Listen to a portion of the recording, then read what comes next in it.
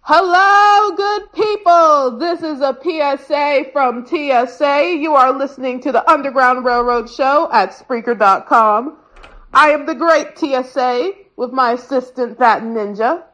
I'm sorry for the lack of attendance. I was busy spiking faces and beating data dominoes. TSA out. I don't know how to do none of that shit. Who this nigga on that name?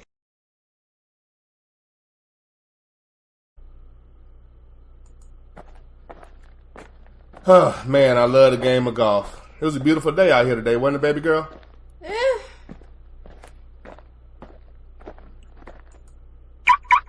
You didn't think it was a nice day today? Well, I am sweating all over, so no, I didn't really think it was. Well, I mean, you got to drive the car. You got to drive the car, and it did have the hood on it, so it kept the sun off of you. Yeah, but it had no air conditioning. Well, okay, fair enough. So, we're going to get something to eat, right? Of course. Cool. And you're obviously paying, right? Always. Always.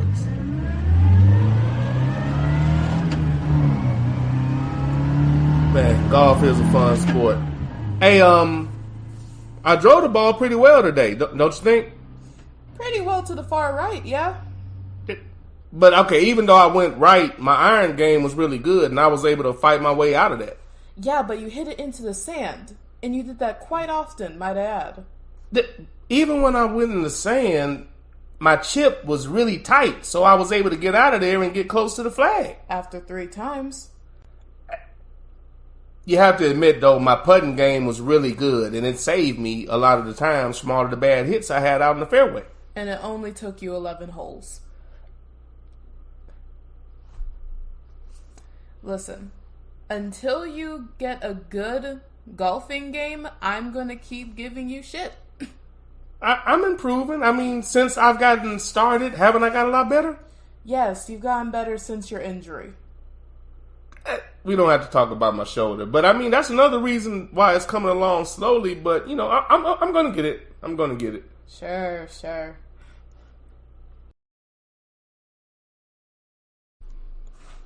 Hey, baby girl, I'm about to go hop in the shower. When I get out, we head out to the volleyball tournament, okay? Okay. Oh, can I use my the computer? Oh, yeah, of course, baby. Of course. Hey, baby girl. Yeah. Repetition breeds familiarity. Familiarity breeds comfort. Comfort breeds complacency or success. We're going for the latter rather than the former. All right, good deal. Handle business. Okay. Hey, remember you're a beast out there. Act like it. I will. All right. Let me see what he got in these emails. Spam. Overdue bills. Not surprised.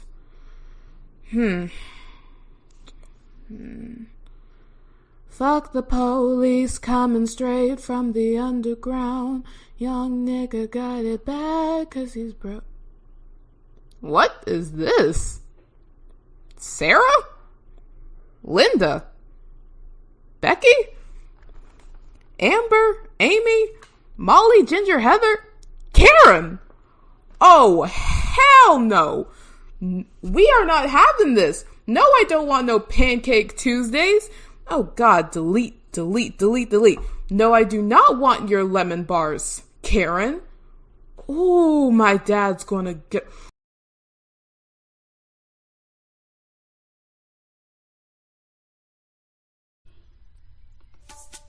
Do you have strong opinions and you're looking for a way to express them? Are you tired of carbon copy sports radio that infests the airwaves?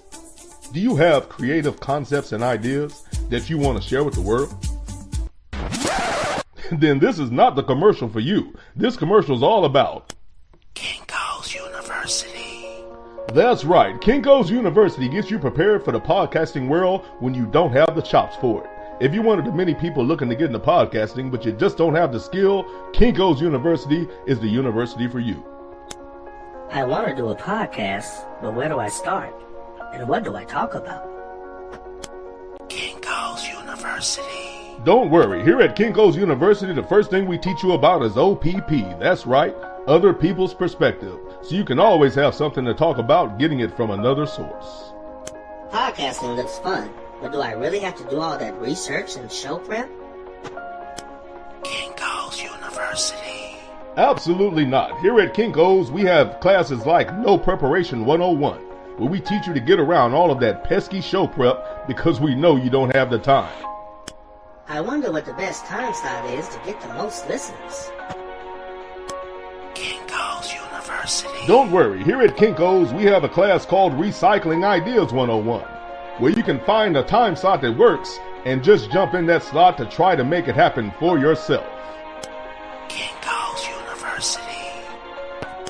I want to come up with new content and subject matter, but I'm not that creative. Kinko's University. You'll also take Regurgitation 101, which will help you come up with other people's subject matter that you can recycle and make your own. That's right, here at Kinko's, we teach you how to get around hard work, getting new wrinkles in your brain, and having to work hard at your craft. Come to Kinko's, where you can take these top courses with top teachers. Most people that go to Kinko's graduate with Kinko's degrees, that's right, as master copiers. Kinko's University, for the skilled impaired. Kinko's University is not a real university and is not accredited. You don't actually learn any skills. You just learn how to mimic people who have actual skill. Underground Railroad Show with that ninja. All aboard, have your tickets ready because the train has arrived. Delayed or on time, it's time to get on board.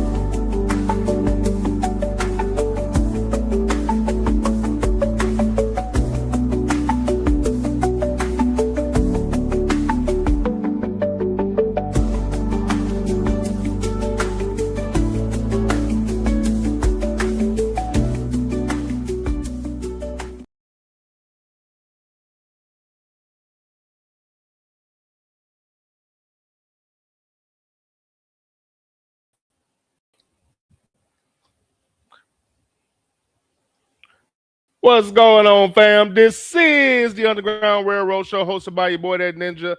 Thank you for coming aboard. Hope you are enjoying the ride thus far. 10th year. My 10th annual Dr. King and Malcolm X episode. Thank you for coming aboard and rolling with me. Truly appreciate it. Let's go ahead and get into it. First things first, I understand everything that's going on in the world of pigskin. I have a general rule, and let me throw this out there just for the uninitiated. The Underground Railroad Show, I named it that because what I attempt to do on this podcast is set free the stories that are chained up by the mainstream media, the history that is edited at best or buried at worst. I try to talk about the things that aren't your normal conversation, the things that I feel need to be discussed, or at least speaking about it from what I hope or what I try to do is a different angle, a different take, just not the same mundane, low-hanging fruit type of conversation. So I attempt to have those conversations that I don't normally see, that I don't necessarily see occur on a regular basis. It's usually the same mundane thing throughout the day. And what I attempt to do is simply set free the stories that appear to be chained up, in my humble opinion. We might go from sports, anything topical. I do an annual show on religion. But what I'm getting at here is, generally speaking, whatever the chat room does, I don't have restrictions. I don't say you can talk about this, you can't talk about that. I'm not going to read this. You can do whatever, and I generally will flow with the chat room. There are only a few shows where I will ask you to stay on topic, and I generally don't have those issues on those shows. This is one of those shows, the annual Dr. King Malcolm X episode. I'm going to have a certain subject matter, so that's what I'm going to be on initially. On the tail end, if there is time for a tail end, I'll address anything sports related. So any sports takes and discussions, questions, any opinions, I'll put a pin in that, and I'll get to it on the back end of the show if time allows. I'm not sure the time will allow on today's show. The only shows where I don't necessarily go with the flow, the only shows that I have somewhat of a restriction. It's not really a restriction; it's more of I'll get back to that later. But the only shows I do that, this show, the annual show on religion, and I believe the bracket show. I think those three. There may be one or two here and there, but for the most part, even if you go somewhere wild in the chat, I'll read it on those other shows. But those three, I usually stay on the subject matter. Bracket show, you have to or you'll never finish. Show on religion, you can't jump off into sports on that. It doesn't make sense. And this show, I'm not on sports today, so I understand we have a title game. On the tail end of the show, I'll get to it. If not, I'm fine with talking about it after the fact. But I will continue with what I'm on today. So I enjoy doing this show. I like talking about it. And the reason why it's the annual Dr. King and Malcolm X episode is because I believe the depiction or a lot of the things that we were taught growing up as far as who these men were to each other, they always tried to show them or display them or paint the narrative that they were adversaries, that they weren't two men in the same fight, and nothing could be further from the truth. I guess nowadays I have to say this. This picture is not AI. This is when these two gentlemen were having conversations and coming to a common realization that they had the same goal and they were not above working with each other, which is really what led to both of their demise. So I originally named it the Dr. King and Malcolm X episode, which I've been doing since my first year. It's my 10th year podcast and really enjoy it. It's a kind of a stress relief for me, a little bit of therapy, and I enjoy on a certain level, the worldwide think tank, because you can listen to this show anywhere. So being able to have that think tank and that conversation with people in real time, I don't take that for granted. It's, the technology is a cool thing if you can find the right way to use it. But again, because of where we are today, I'll repeat, that's not AI. But the point of the show originally was to point out that there were two people in the same fight. Afterwards, it evolved and or grew into speaking about anybody in the struggle that doesn't get mentioned. That's really what the episode is about. So it can be anybody from Dr. King to Malcolm X Farrakhan to James Baldwin, Medgar Evers, the minister, Marcus Garvey. It could be anybody that I feel is relevant and, has a place in the conversation. But I usually come at it from some particular angle, and I have my angle today on this. One year when I did this, I did a Q&A with brother Malcolm. I did a Q&A with brother Malcolm. I felt the concept was pretty good. I didn't like my execution. Today, I'm going to have a Q&A with Dr. King. The title of today's show is White Backlash. White Backlash. I think that's pretty self-explanatory. I think it's relevant at any time that we've been in this country. And we're going to discuss that today. And just like any other show, as I talk about the subject matter and we get into it, the reason for the title will become apparent and you'll see and hear examples of white backlash. And let's keep in mind, the backlash is over absolutely nothing. The backlash is over feeling like you're losing something. And what they're really saying is equality in their mind is losing. Because when you're used to having an advantage, and forgive me for not remembering, I know Sluggo gave me the quote if I remember correctly, but forgive me for not remembering. Whose quote is this? When you've had the advantage for so long, the slightest hint of equality is taken as an attack. So when you're used to having an advantage and when you're used to your privilege and your short-sightedness and your ignorance just being normalcy, when that is challenged and or, dare I say, taken away in some way, shape, form, or fashion, it's looked at or looked upon as an attack, as opposed to equality or simply leveling things out. So the white backlash throughout history at any point has always been over nothing more than a loss of privilege or the perception that there's some type of privilege being lost. Hence the title. And again, white backlash will come up throughout the course of the show. So Dr. King's legacy to me, for me, I think it's imperative, or I think it's important. First and foremost, obviously, we should be taught. I think black people learning the same history. History, if you're not going to teach real history, there should be, just like there was, that thing in school where they pulled people with X amount of Indian blood in them to the side and allowed them to go to some other class to get their Indian education. I guess after they felt like they slaughtered enough of them, they could do that for whatever reason. Again, we're not talking about the straight up Native Americans. We're talking about people that had X amount of blood, X amount of Native blood. In the same fashion and that same structure, we should have been taken out of class and taught the side of history. Apparently, they didn't want their side to know, but that really wouldn't work. It should be universal, especially if you're claiming to not see color. We know that's not true, because if it wasn't, then the history wouldn't be so edited to show one group in a light as if they are truly superior and or the forefathers or inventors of anything other than murderers and thieves. But again, let's stay on topic.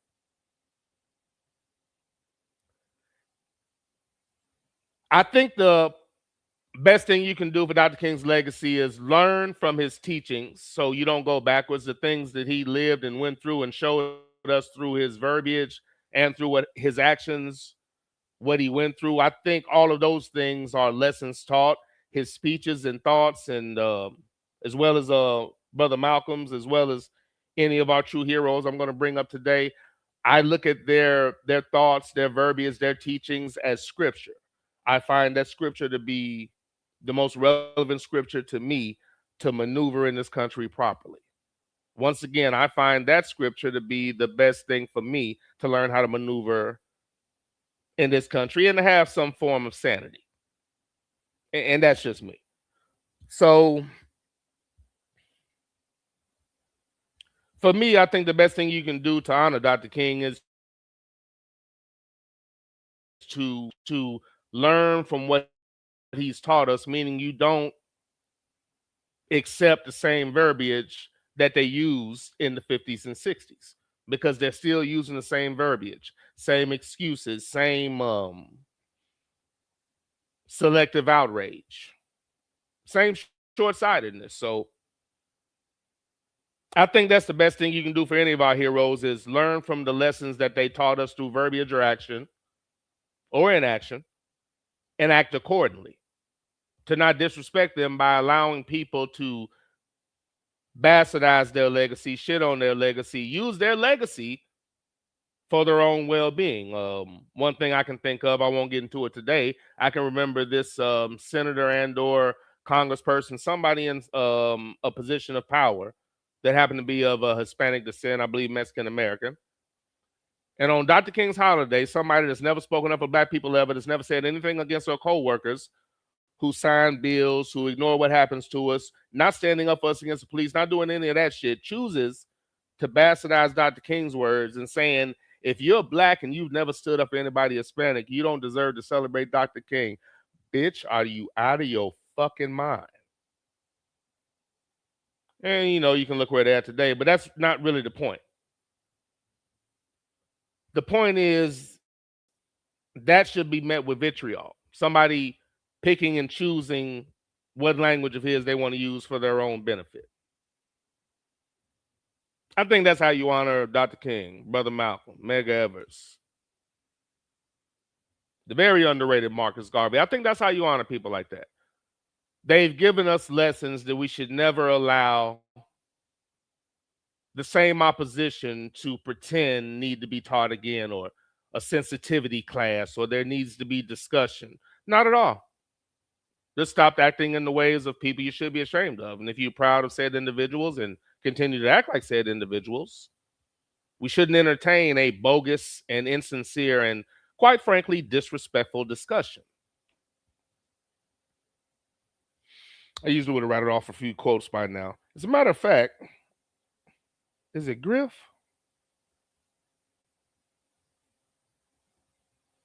I believe Griff gave had a very good quote out earlier that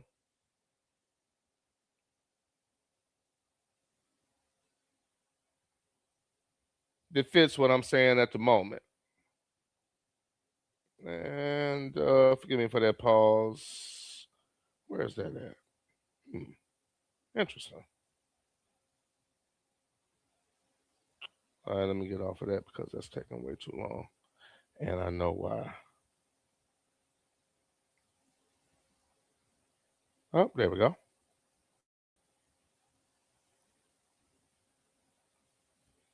Dr. King said, our lives begin to end the day we become silent about things that matter. The great Griff earlier today, let me make sure I get this right.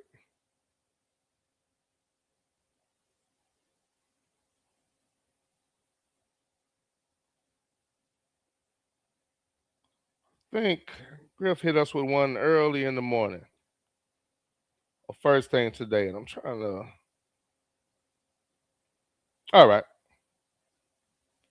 Nothing in the world is more dangerous than sincere ignorance and conscientious stupidity. Once again, nothing in the world is more dangerous than sincere ignorance and conscientious stupidity.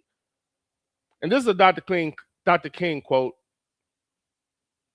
from late 50s or early 60s. And I think with lessons learned, we realize that that's actually what's happening now. Sincere ignorance and conscientious stupidity.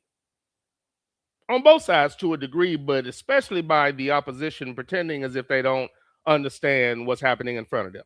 And I apologize, before I jump dead into what I want to get into, I don't see anything. Okay, no, I don't see anything saying that the volume's bad. And that's fair, sir. That's fair. I'll put a pin in that. One of my favorite James Baldwin quotes, to be a Negro in this country and to be relatively conscious is to be in a rage almost all the time. And I think things like that are necessary so you understand your position, so you don't think something's wrong with you because you don't smile at everything you see.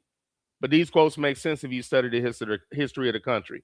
And I think these things not being taught to us are stripping us and robbing us of an education that would have bettered us and gave us a better mentality to function in this country. But for us to know we come from excellence and to know that people that came before us said things like this, they're hiding that on purpose and giving us a false sense of individuals.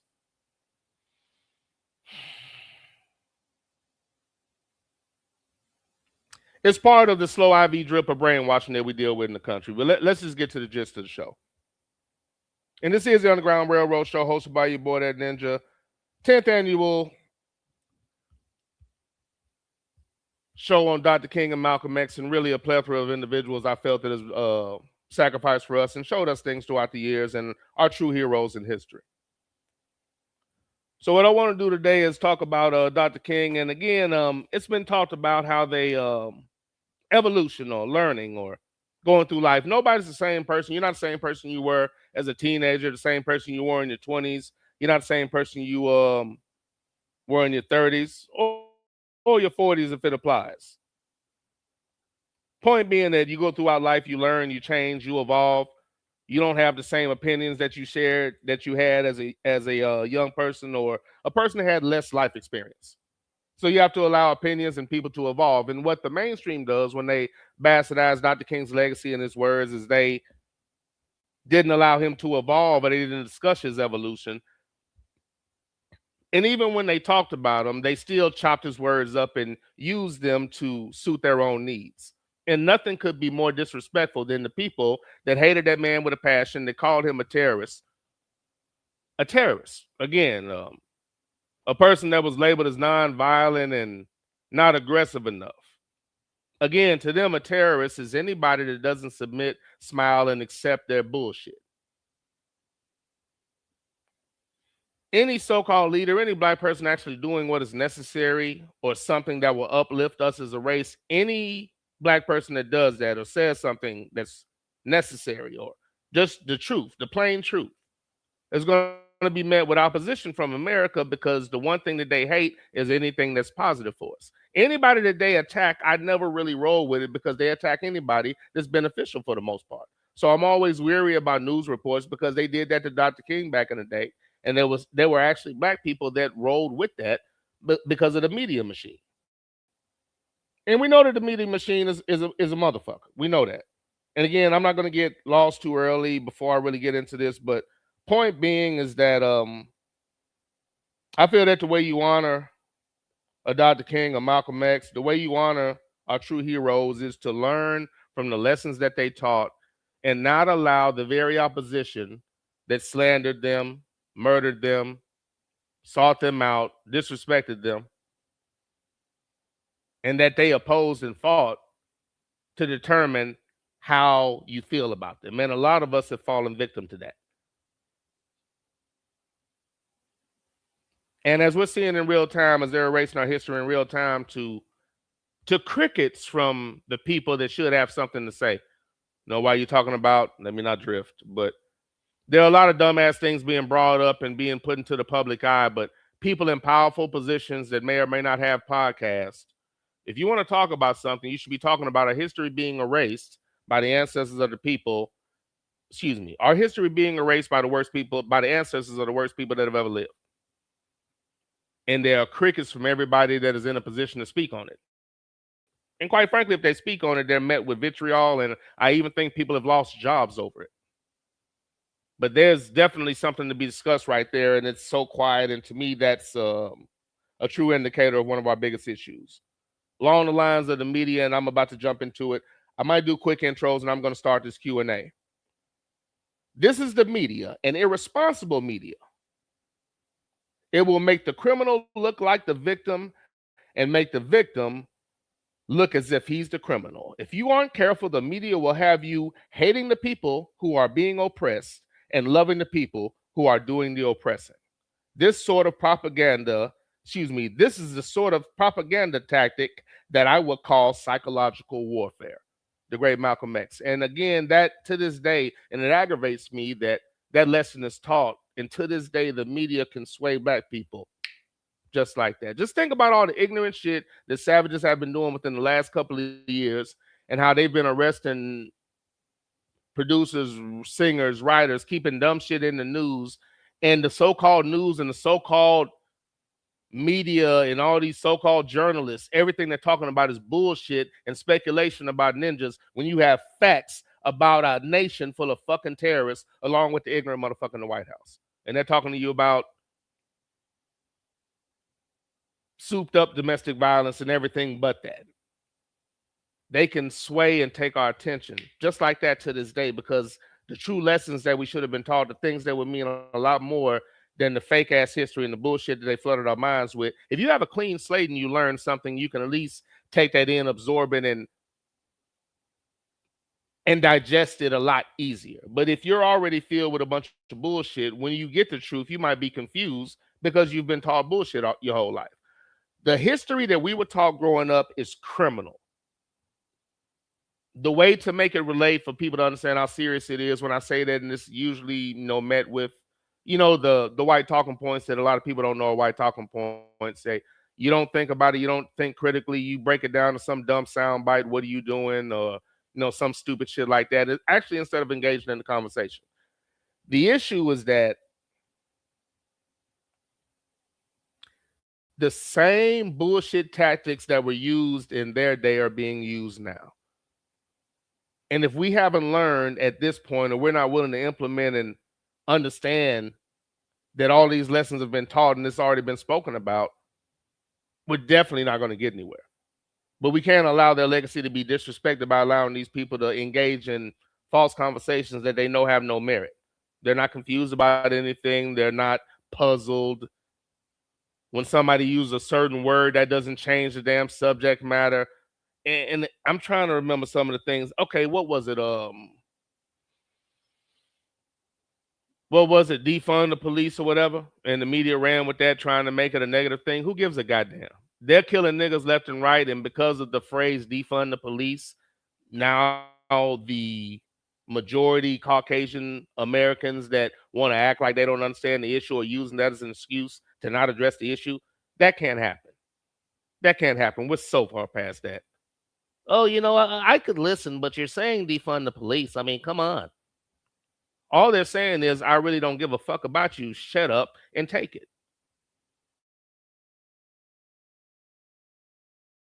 Malcolm X said, and the same thing remains true to this day if you look at their behavior, not their verbiage when it's cute, their behavior. This is Underground Railroad Show hosted by your boy, that Ninja. I'm going to do this Q&A with Dr. King, and I'm going to do it with an interview that he did, I believe in 67, after, after the initial advances made and after seeing the progress or lack thereof over the course of 3 or 4 years, how his opinion may have changed and what he thought, and why is it that we never hear any excerpts from this particular interviewer or these thoughts that he spoke about in that speech that I believe was in New York.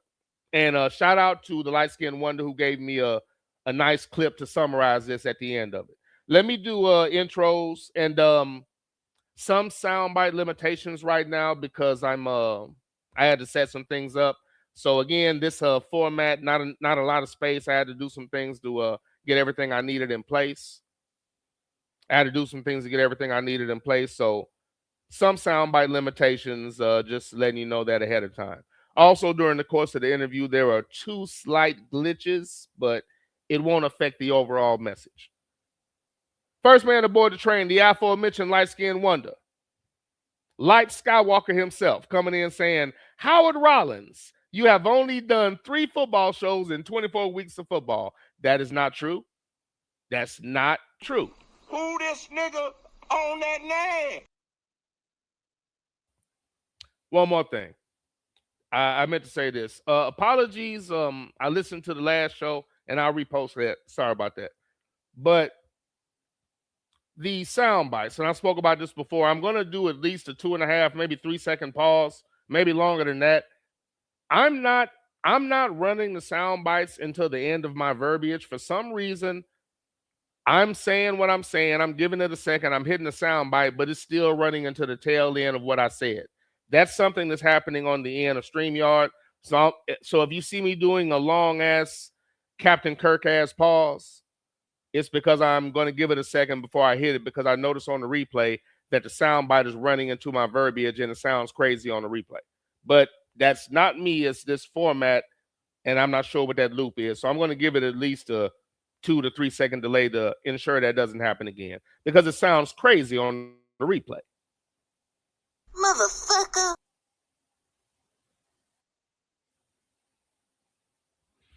But sir, Howard Rollins, I've given y'all more than 3 shows. I've been slipping, but it's been more than 3 shows, sir. Who told you that? 3 shows is crazy. Who told you that? We got the great Sidney Jackson on the train. The great Sidney Jackson comes aboard the train to his usual bomb drop because he slapped the sauce out of his wife's hands when she attempted to apply it to my ribs. True story. Real talk. Thanks for coming aboard, Sidney.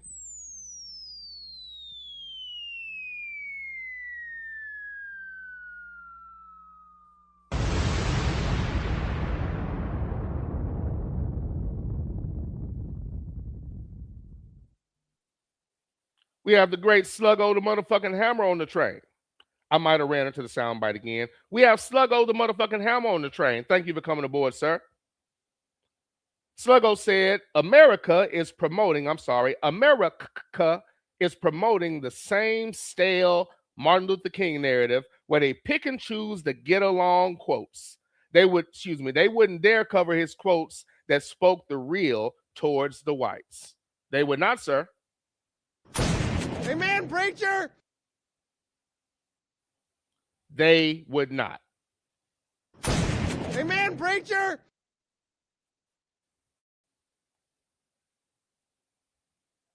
Excuse me, double checking something. Okay, we're good there. All right. Also, because of this format, I had to be creative with the way I set up the Q&A. So as long as I'm steady with my hands, we should be good. This This format is not the previous format. There were definitely some adjustments that had to be made. Definitely some adjustments that had to be made. But preach, sir. You're right. It's fact. ABM said, Nick is always going to give us a sassy James quote. Always, sir. Always. Because James Baldwin stood up and spoke on the truth. And let me say this on the tail end of your chat, no pun intended. If they put that flaming fellow in that movie where he plays James Baldwin, and at any point in that movie promote that bullshit agenda, they are shitting on that man's legacy. They're shitting on that man's legacy. He did not stand up and scream that. He understood that he was black first. And he spoke up for black people because we're in the position where we needed assistance and help and civil liberties and common decency, nonetheless equal rights. So he didn't go around with this bullshit agenda that they have in media and on TV shows and wherever else they want to push it. If they shit on that man's legacy with that cat, it's criminal, and somebody should be held accountable. We shouldn't stand for it. But as soon as I saw that, I said, man, if they bring that shit up during the court, his entire story could be ran without that even being brought up. And it should be the most minor thing in the story if they did.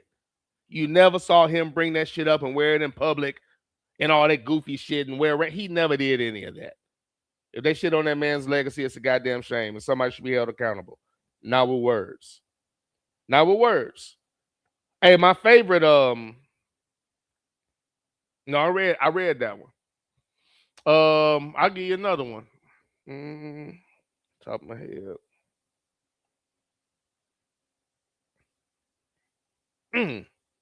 I had to go back to my reference. I should be able to pull that up without doing this. But I'm actually struggling to remember that off the top of my damn head. That's a damn shame. Okay, I'm going to come back to that. Okay. Another James Baldwin quote, since you have jokes. Not everything that is faced can be changed, but nothing can be changed until it is faced. Let me say that again. James Baldwin said, not everything that is faced can be changed, but nothing can be changed until it's faced. The reason I love that quote is because we still have that issue right now. What is one of my main themes? Just like speaking about this election, everybody's talking around the problem. The problem is the same people that oppose Dr. King, the same people that oppose Brother Malcolm, the same people that oppose James Baldwin, same people that oppose and murder Medgar Evers, same people that oppose Marcus Garvey, the same people that oppose the minister, the same people that oppose the minister's teacher, the same people that opposed everybody that tried to advance us are the same problem. And the so-called people that have a voice, and even the people that we're around on a regular basis via the internet, are talking around the problem, talking about black men, Kamala, and all this goofy shit. And you're not talking about the fact and the main issue, the main problem is that we're around a bunch of ignorant ass people that was okay. They thought it was okay to put this motherfucker in the office in the first place. That's the issue, because these are the people you're around.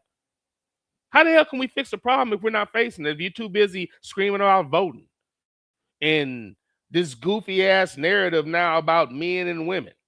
This divide and conquer shit we were taught about a long time ago still works. So again, his quotes are relevant. And I respect Mr. Baldwin because unlike the majority of people today, I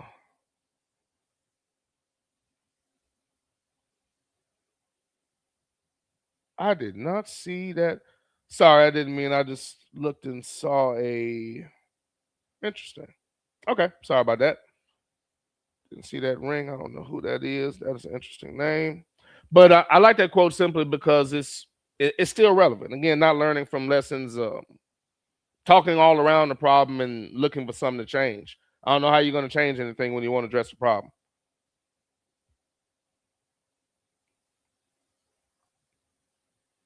ABM said, there was a good Dr. King today. There was a good Dr. King tribute today on Fox 5.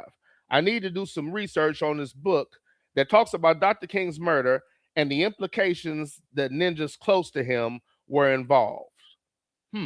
I've heard rumblings, but haven't researched it. But once again, and okay, there we go. Apparently, Dr. King sent wrong. There was a good Dr. King tribute today on Fox 5. I need to do some research on this book that talks about Dr. King's murder and the implications that ninjas close to him were involved. Boy, I tell you. Go to hell. If so, Go to hell. boy, it's hard to wait 2 whole seconds before hitting the soundbite, but I have to. So if it looks crazy, I have to do it on the replay. These sound bites are running into my words. And let me get through this because I got to get into this interview. Sluggo said, apparently Dr. King sent his last sermon to his secretary the week he was killed. The sermon was titled, Why America May Go to Hell. I heard Dr. Cornel West and Tavis Smiley bring that up a few days ago. So clearly he was getting progressively radical. Again, preach. Preach. And again, that's what we're about to get into. But again, preach, sir. Amen, preacher. And the only reason I'm somewhat shorting you on the sound bites is I'm just trying to get to the interview. And I understand what we're up against, and I don't want to run into that, and people might lose themselves, but I'll simply say. Truth is for everybody, but everybody might not be for the truth. Think that'll suffice today. ABM says, Sluggo, that's why schools only gave us the I have a dream speech. The history we were taught was cruel, but these kids aren't even getting anything today. Man, again. The truth is for everybody, but everybody might not be for the truth. You black, you live in America, you in trouble. I can't get you in no trouble. That shit's crazy. Sluggo said, like they give a shit about police. Like they give a shit about police. See January 6th. Again, man, preach. The truth is for everybody, but everybody might not be for the truth. You black, you live in America, you in trouble. I can't get you in no trouble. Crazy ass unbathed savages attacking the country. But for some reason, America's so worried about black folks. America's so worried about black folks. Sluggo said, preach, ABM. Amen, preacher. At best, everything taught today is sanitized. And that's the problem. We have to keep the legacy alive because these motherfuckers aren't. They're telling us to our face that I, the descendant of the worst motherfucker that have ever lived, who perpetrated the worst savagery in the history of the world on your ancestors, I'm going to decide how, when, and where your history is taught. And because I forgot to say this earlier, it would be like German people telling Jewish people when, where, and how their history should be taught. Not only that, they're telling Jewish people what actually happened. There weren't any ovens. There were dysfunctional saunas. There weren't gas chambers.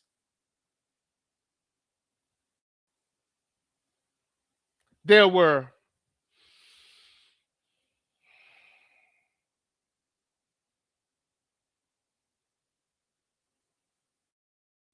spaces with compromised atmospheres. And again, if you're more offended by me saying that than the fact that they're erasing our history in real time with a smile on their face. And why? Because they don't want white kids to feel bad. But they don't put the suffix on it. We don't want our kids to feel bad about the truth. There should be so much outrage. There should be way more than words. And we're not even getting words. It's some sad shit. It's some really, really sad shit.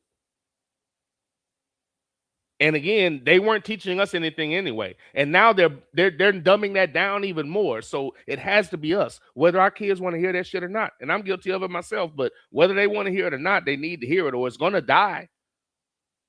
A people with no knowledge of their history is like a tree with no roots. Man, we're so close to being there. We're so damn close to being there. Sidney Jackson said, preach, Sluggo. Amen, preacher. Cheeto pardoned pardoned those thugs that attacked the Capitol. Cheeto pardoned those thugs that attacked the cops. Exactly. And that is what the subject matter should be. Empowering uneducated, ignorant, privileged, unbathed, sister fondling savages. It's like an undisciplined child. They're going to grow up to be an irresponsible teenager and a piss poor excuse for an adult. It's like an untrained pet. It's going to piss and shit everywhere if you don't give it discipline. These motherfuckers have no discipline. Nonetheless, good sanitary bathing habits. And the reason there's a lack of discipline is all these years of being passive and ignoring all of these signs. When Barack Obama ran, these ignorant motherfuckers lost their mind for no reason, and it was taken way too casually. And I talked about it so much at the time. So many people I went to school with coming out of the closet because their idea of what America is was disrupted. But what they showed was you never thought of it as us and we. You always thought of it as us and y'all. And that's the truth according to your behavior. And that was so casually glossed over. And I think glossing over things like that instead of checking savages that claim to love the country, they claim they don't see color, they claim they love the American dream. As soon as all those things were proved to be a fallacy through their actions during that time, you should have treated them like that from that point forward. And that is not what happened. That's not what happened. And that's an issue if you ask me.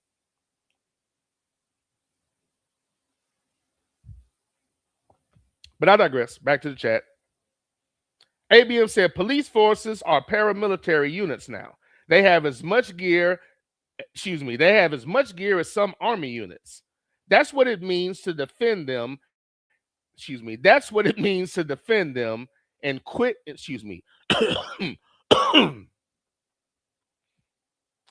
That's what it means to defend them and quit giving them tens of millions each year to militarize their domestic policing. And that's where the issue comes in. They're walking around with all this gear on and shit and not being held accountable. The passiveness of when they're murdering black people for no reason in full fucking in full fucking high definition 720p or what the fuck ever, that they're doing this shit in real time, and there was not enough vitriol. Not only were there really no true physical ramifications outside of the heroes. Let me honor these heroes. Thank you, Micaiah Xavier Johnson. Thank you, Micaiah Xavier Johnson, hero. Amen, preacher. Thank you, Gavin Long. Thank you, Gavin Long, hero. Amen, preacher.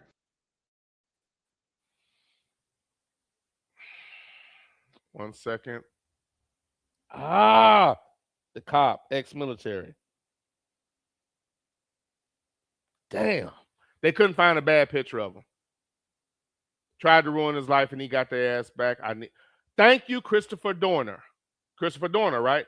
Thank you, Christopher Dorner. Thank you, Christopher Dorner. Hero. Amen, preacher. That's the name that's in my head. I'm hoping I'm not fucking that up. I believe that's right. Those three men are heroes. I digress. Back to what you were saying. But again, those men reacted to police murdering black men with no repercussions.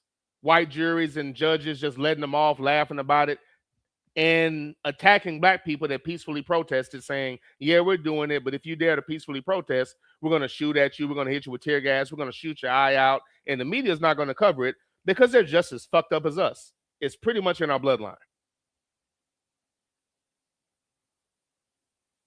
That's why those men reacted like that. Again, the white backlash is because they're hearing words that are the truth that make them uncomfortable. Yeah, that's true, but don't say it because we say so. That's racism. That's an attack. Oh, and shout out to the motherfucker that needs to catch a stray for what did he do? He on Dr. King's birthday or celebrated holiday, he made the #1 priority reverse racism against Anglos. Once again, the only cure for psychopathy is incarceration or loss of life. There is no cure. Coming aboard the train with his traditional good evening. Motherfucker. Motherfucker.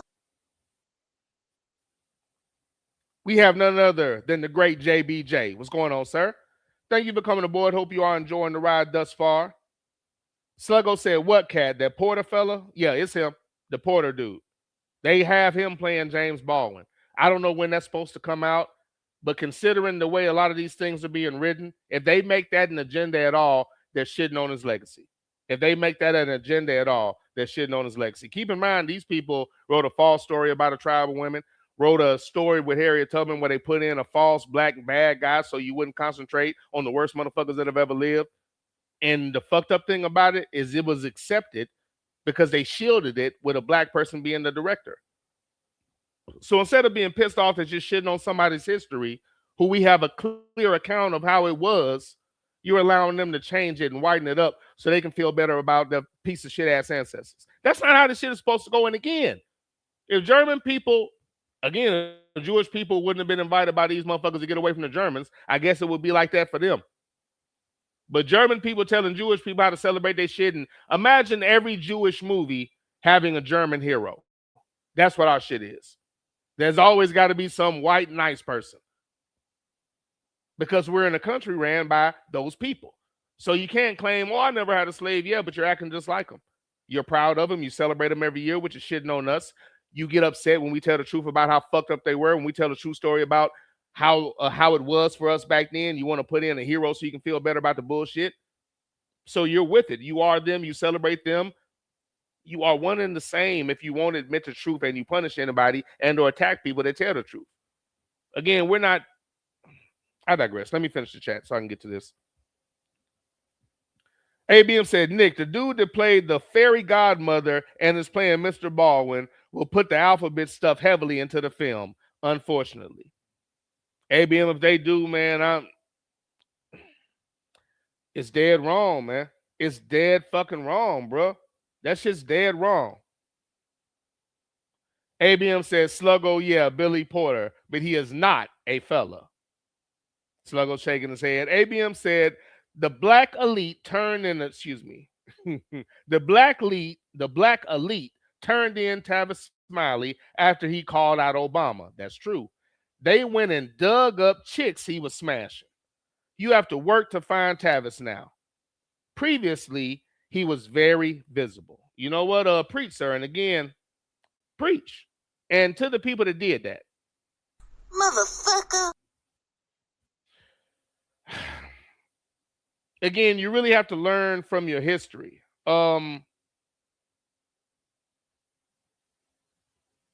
Forgive me for not having his name off the top of my head. I don't want to get too far into it.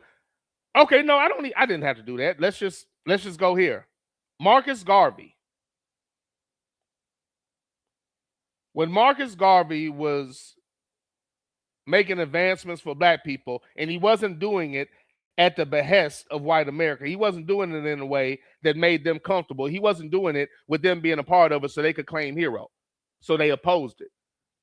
That is when the FBI allowed their first two black people so they could come in and undermine the Marcus Garvey movement and the Garveyites. And Garveyism eventually led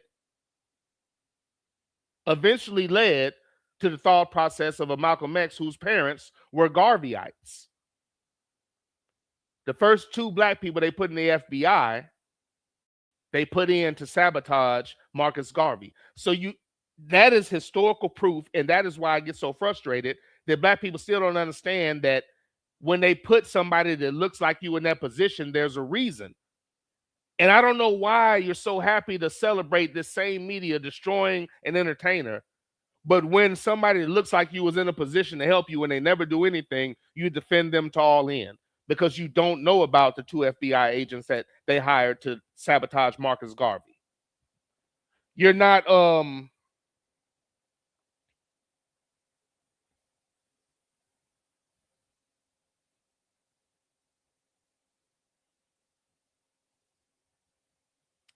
I'm pausing on his damn name. I'm trying to remember his whole name.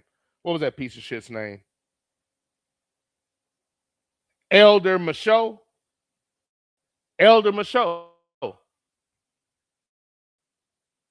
He was a pastor. That was his shield. He worked to discredit Dr. King at the behest of the FBI, ran by J. Edgar Hoover, who he was said to have commonalities with. He agreed with so much that J. Edgar Hoover did. Who knows? Maybe J. Edgar bent him over. I don't know. Maybe he bent J. Edgar over. I don't know. But that piece of shit worked with them to discredit Dr. King, speaking bad about him in his sermons, spreading rumors at the behest of the FBI, so-called information that was nothing more than bullshit. The same thing that the two FBI agents that worked for the two FBI agents that they sent to discredit Marcus Garvey, the same thing they used to do, exact same techniques. That is the evidence, and that is the reason why you can't be quick to defend people in that position. Number one, if they're in that position and they're actually sincere, they're limited or they're in danger. Or they're in that position because they're going to do what's necessary and what is asked of them, and that is to control the black population. And when a person is called out for legitimate problems, you scream simple-minded Anglo shit that is a white narrative. It is so damn sad. That's why it upsets me, and that's why it's the ultimate disrespect to ignore lessons taught and allow them to rehash this shit, because that's literally all they're doing. But those are two examples of why you just can't blindly defend and smile at every ninja that might be in a so-called position of fucking power. Those are two of the worst ninjas ever. They should have got shot in the face. Where am I at here? Sluggo said, now your boy Negative 92 is talking about passing the Insurrection Act to quell protests in Minnesota. That's America in a nutshell. Motherfucker. Again, we're going to commit heinous acts, and if you protest, we're going to arrest. But we're going to let a bunch of worthless, should have been shot in the face and set on fire motherfuckers attack the Capitol. I'm going to release them. So now it's just going to make, again, if you don't train your pets, that's why you think these motherfuckers are acting like this. They have somebody that's telling them it's okay to act like your ignorant ass fucking ancestors that any decent person would be ashamed of. Act just like them. Go ahead. Another thing. Let me say this. I meant to say this in the opening. Proof positive that black people are fucked up mentally. Back in the day with the insurrections and with these massacres, black people, out of fear of death, didn't speak about it because that's what the whites told them after they watched the whites kill with impunity. The military left and just let them kill ninjas left and right. And then they claim it was some kind of race war, so they didn't have to pay insurance. This is the history that America wants to erase. These are the people that are supposed to be fucking angels and heroes in every goddamn movie. Back then, out of fear, people didn't talk about what happened. But now, out of fear of not being temporarily liked by somebody that has shown you they don't give a fuck about you, most ninjas won't speak on bullshit in an intelligent, factual manner, not speculation, not all that. I'm talking about things that are undeniable.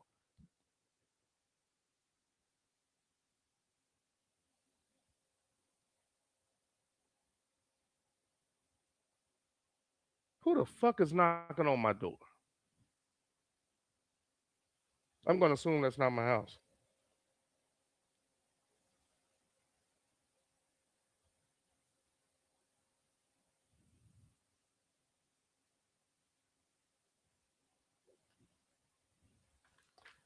Forgive me for pausing.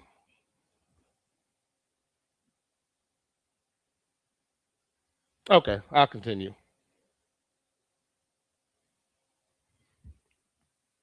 January 6th. I remember the first time I posted that. I think two people, maybe three responded or had anything to say about it.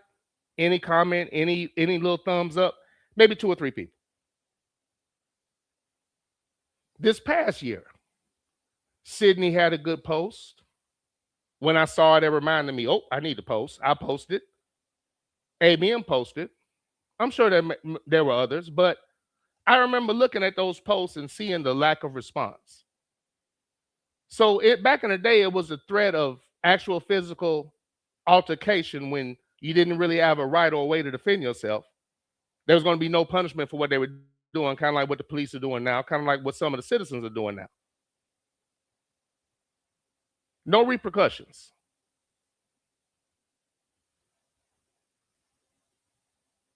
And now it's done voluntarily, really, just from the threat of being looked at funny or not being liked by somebody showing you that they don't care. It's confused. I think that's really a sign and the mentality, because any negative post about a ninja, which the majority of the time is a white narrative, garners so much more attention. And I think that's a nice little small case study on the mentality of most black people, that they won't respond to something like that. That was an act of terrorism. And I think that it's safe to say that because of the thought process or response of people you may work with, you just leave something like that alone. And that's fucking crazy. I can't talk about an attack on the country because people that say they love the country might get mad and it could compromise my ability to make money. If you know that's the case, then can you really say you believe in this country and this system and the way that it functions, and that it's even, how can a country that has that mentality even attempt to be fair? The truth said by a black person is looked at as an attack. An actual attack is looked at as nothing. It's just ignored. That shit's incredible. I digress. Let me finish this chat so I can get to the actual meat of the show. That threw me off. Because if that was my door, somebody was banging on it like they didn't have any goddamn sense. Anybody that knows me should have gave me a call, so that was different.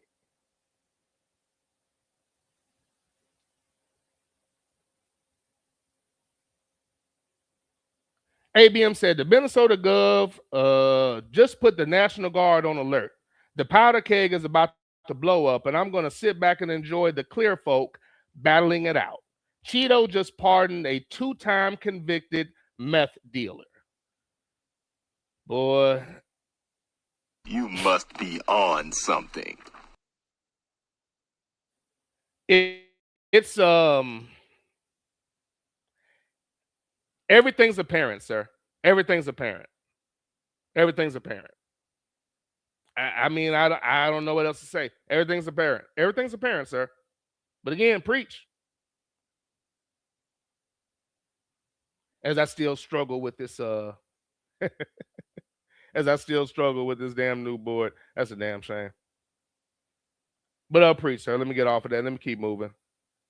Everything is just not where it was. It used to be so much easier. The truth is for everybody, but everybody might not be for the truth. Sluggo said, when our heroes are their enemies and vice versa, that's proof enough that we're dealing with two different Americas. So please spare our black kids from your sexually deviant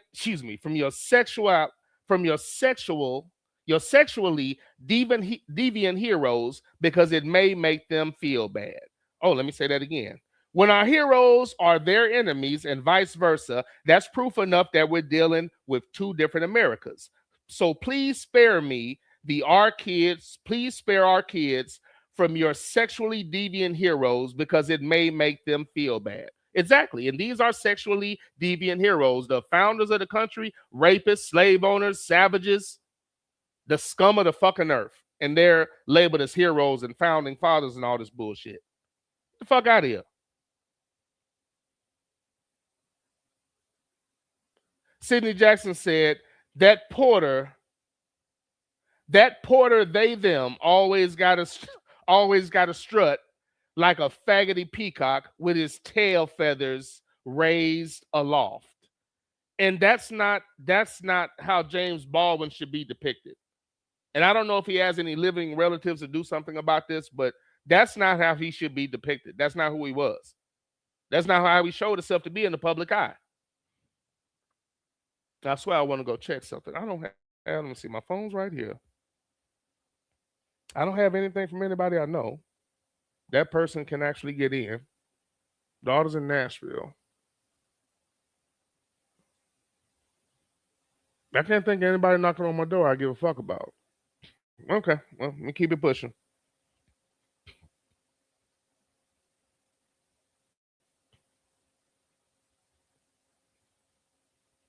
Let's come back here. Sluggo said, apparently you can use the P word to describe their sexual deviant behavior. That rhymes with cedo. Ah, the seto. Okay, you can't say, can't say pedo. Okay, interesting. They have these weird restrictions in here. But, y'all are articulate enough to get around it. Sluggo said they also didn't know about the black guy they used to sabotage Fred Hampton. Exactly. They've done this a long time. Sluggo said J. Edgar Hoover was the Billy Porter of his time. Straight flaming. 100% correct. The truth is for everybody, but everybody might not be for the truth.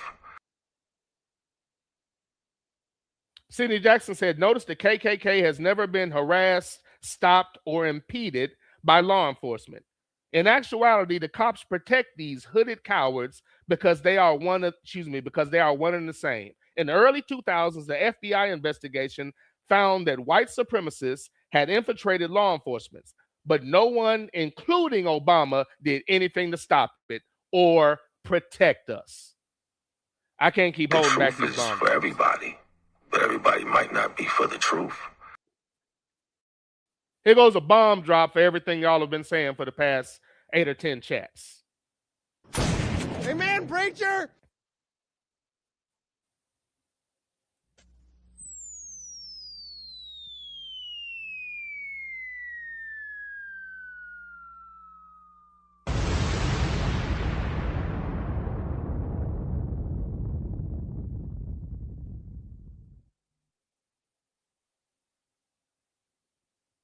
Sluggo said, preach, Sydney. Amen, preacher! ABM said, Sid Jack, they blocked my message, but the carpet specialist 3-on-3 is on tonight. Boy, you stupid. Stupid. Okay, I think we're here. Sidney Jackson said, ABM, why would they run the scissoring league game against the national championship? Lack of penis or lack of dick make them bulldaggers stupid. Y'all are dumb as hell. I should have put a fucking pin in that. But I already read it now. ABM says Sid Jack putting dump, excuse me.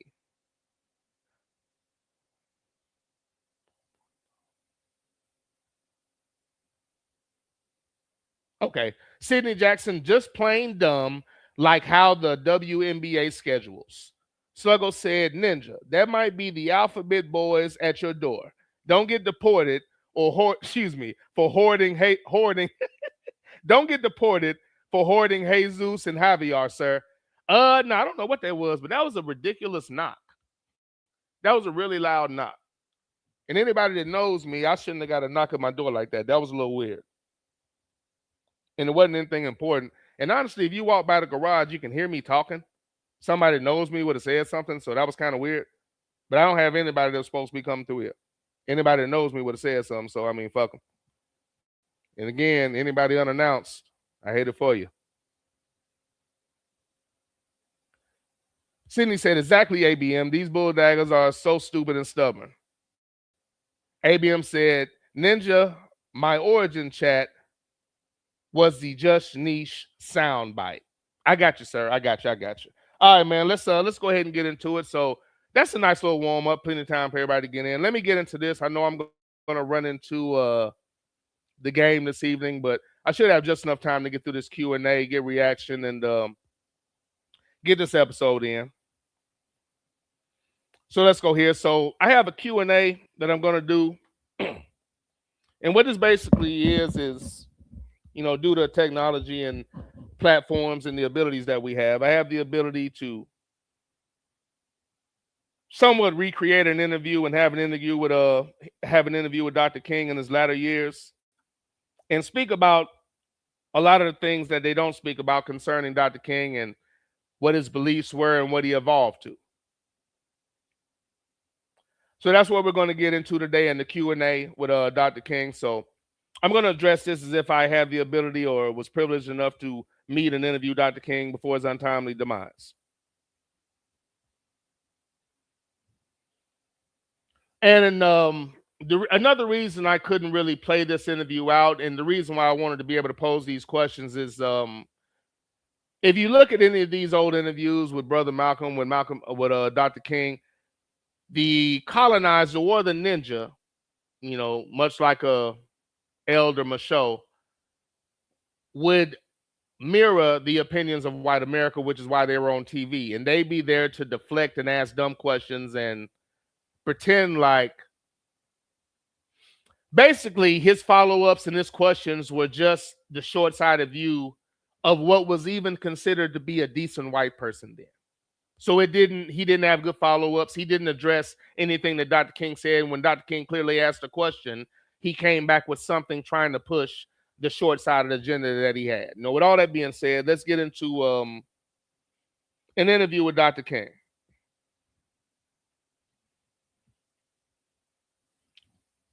As a matter of fact,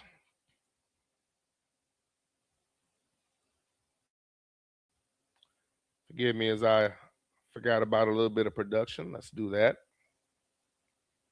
Let's go ahead and do that. All right, so Q&A with Dr. King. Let's go here. And I might read a little bit of chat while I'm doing this. I'm probably going to go through this entire Q&A because of the way that I had to set it up. But I may stop and read a couple of chats. But if I do, there will be no sound bites added to said chats. So good evening, Dr. King. It's a pleasure to meet you. Have a lot of respect for you, sir. And I appreciate the fact that when I know you were given the opportunity to sell out or grovel or share a right opinion and view, you could have taken money and stood down. You could have played the game, and you didn't do so. In a world today where I'm watching that be the commonality amongst a lot of men of the cloth, and their flock, so to speak, are very quick and to defend them to no end, no accountability, and definitely not living up to the standards that you set. So I just like to say that I'm privileged and pleased that you were willing to give this interview and that you conducted yourself in the way that you did. With that being said, sir, let's just get started. Dr. King, what are your thoughts on the notion that racism is a Southern thing and not a nationwide thing, especially when referring to our states up north and our brothers and sisters that live up north? And hold on, before I allow him to answer that question, let me make an adjustment. All right, adjustment made. So once again, Dr. King, what are your thoughts on the notion that racism is somehow cut off at the Mason-Dixon line, as if those thought processes and that type of upbringing cease to exist in the northern cities? It's subtle, but it's becoming much more visible. Anybody can see that the schools are more segregated in the North today than they were in 1954 when the Supreme Court rendered its decision declaring segregation unconstitutional. Anybody can look around the ghetto and see that ghetto schools are predominantly segregated and devoid of quality. Anyone who moves through a major ghetto of our country will see the housing conditions. People don't have to be reminded that they are forced to live in slums in many instances, and they're often rat-infested, vermin-filled slums. And it isn't too hard to see the exploitation that the Negro confronts in the ghetto, where he is forced to pay more for less and constantly trying to make ends meet, but because of either no job as a result of unemployment or a job that is so economically unprofitable that the person can't make ends meet. And I think they see all of these things, and more they're coming to see them, because before the people of the North were looking to the South and they supported the struggles of the South. Now they're coming to see that their problems are very real and they've got organized to grapple with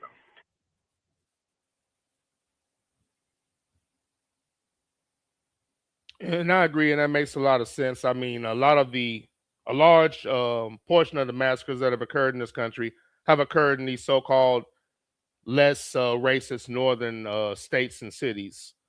So racism is definitely not a southern thing. It's a nationwide thing. It's a worldwide thing, unfortunately. And I believe that's another white narrative trying to downplay or limit their actions, or just, generally trying to downplay our struggles in this country. So I definitely agree with that. Racism is definitely not limited to the South.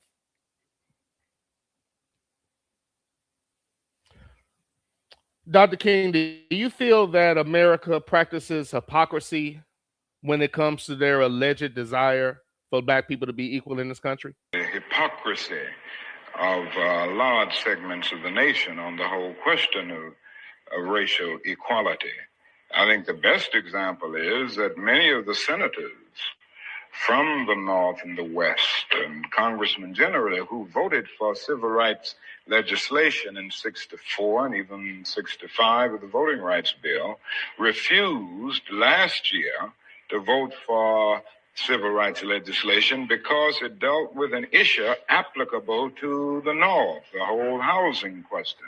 And this, it seems to me, was the greatest expression of the hypocrisy of many of our citizens and many of the senators and congressmen of the North.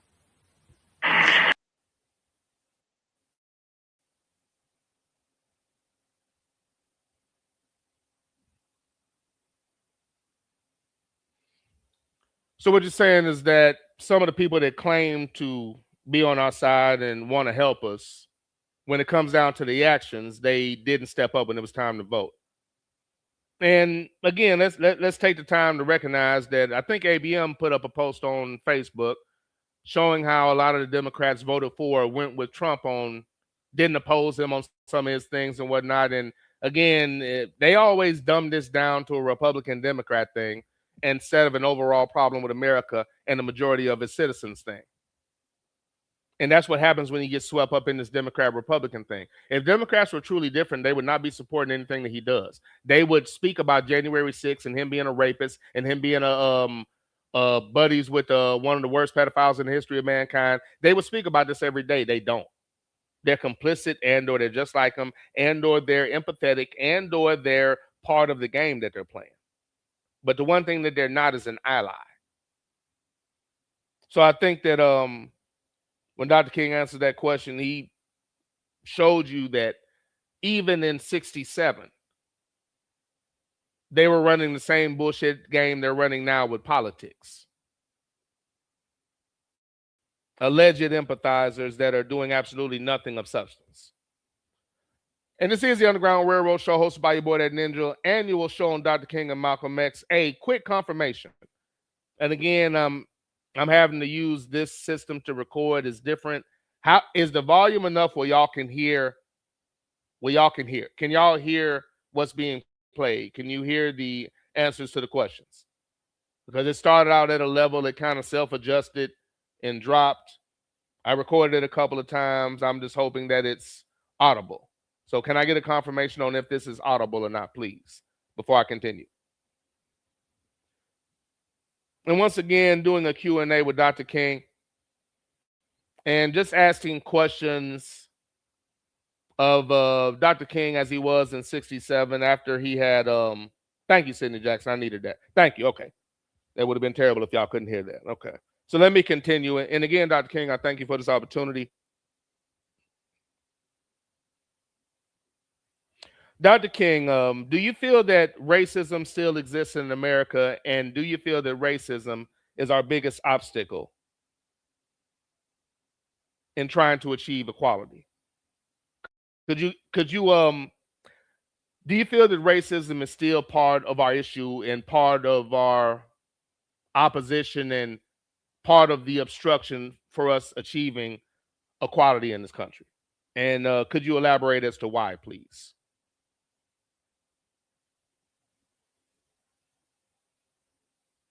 Of the North.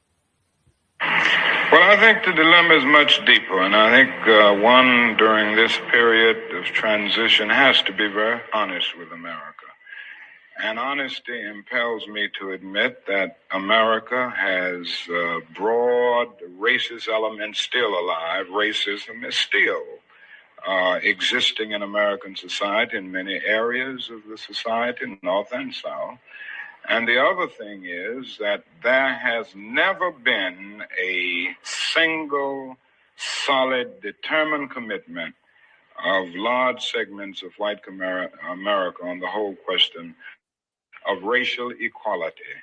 I think we have to see that vacillation has always existed, ambivalence has always existed, and this to me is the so-called white backlash. It's merely a new name for an old phenomenon. I see the white backlash as a continuation of the same ambivalence and vacillation of white America on the whole question of racial justice that has existed since the founding of our nation.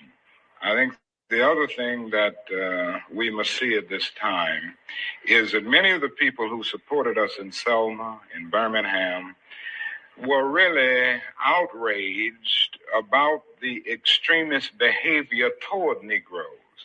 But they were not at that moment, and they are not now, committed to genuine equality for Negroes. It's much easier to integrate a lunch counter than it is to guarantee an annual income, for instance, to get rid of poverty for Negroes and all poor people.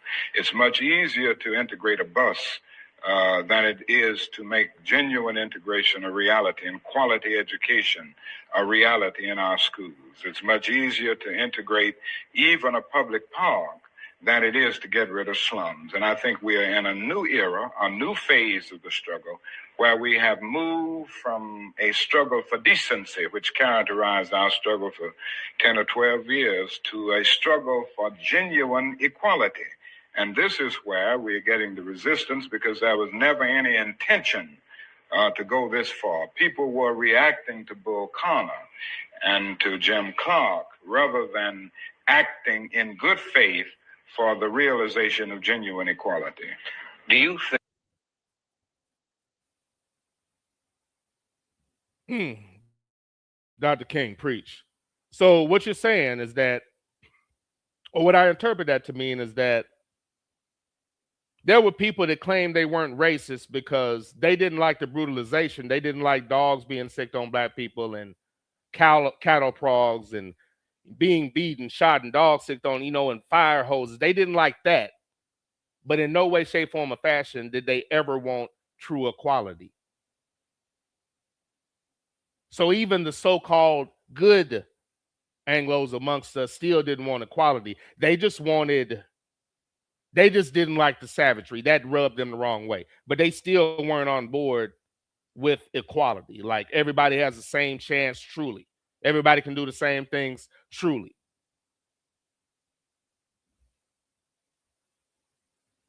That continues to be an issue. And again, I'll go back to that James Baldwin quote that you can't change anything that isn't faced.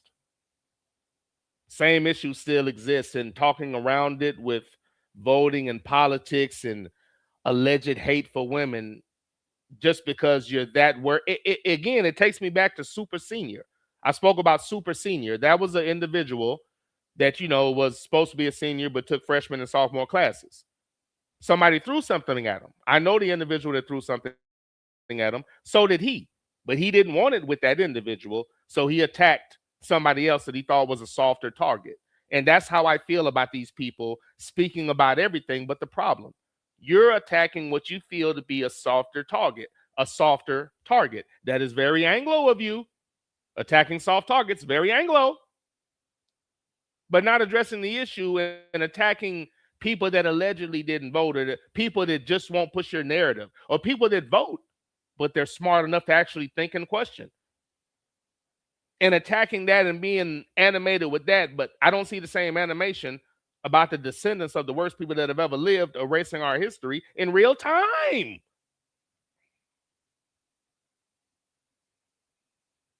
Ignoring obvious race, and that's again why it is unacceptable for black people in positions of power to say out loud, America is not a racist country. That is unacceptable. Unacceptable, but thank you for being candid, sir. Dr. King, what do you say to white people that say they aren't racist and they want equality, but the behavior doesn't match?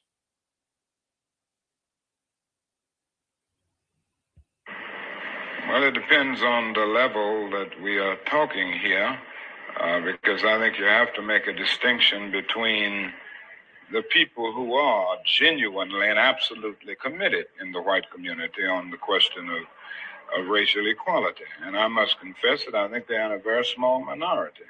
I think the vast majority of white Americans will go but so far. It's a kind of installment plan for equality. And they're always looking for an excuse to.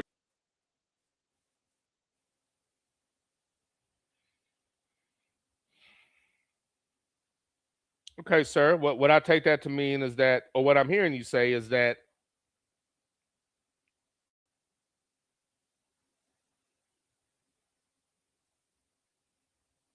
they may say that they're not racist or they don't see color, but their actions simply don't coincide with that particular narrative that they're giving. Always looking for an excuse or a reason as to why they can't do this or can't do that. And I love the way you put it, an installment plan. Again, white people want to come out of their bullshit on their schedule, on their own time, and on their own schedule and of their own volition. They will do nothing. They will do absolutely nothing. An installment plan is a great way to put that. Humorous, yet informative. It brings me to one of your quotes. Now is not the time to fall victim to the tranquilizing drug of gradualism or symbolism. Now is the time to make real the promises of America. Gradualism is this installment plan for freedom that you speak of. Symbolism is a statue for George Floyd. Again, think about this. Don't get emotional. When George Floyd was killed, to calm down and pacify black people, they made a statue. Nothing solid, nothing of substance. Symbolism. Dr. King told us symbolism was bullshit in the 60s. Gradualism, a little bit at a time. Things that Steve Harvey is telling us is okay. Y'all know we got to play the game. It's 2026, nigga. What game?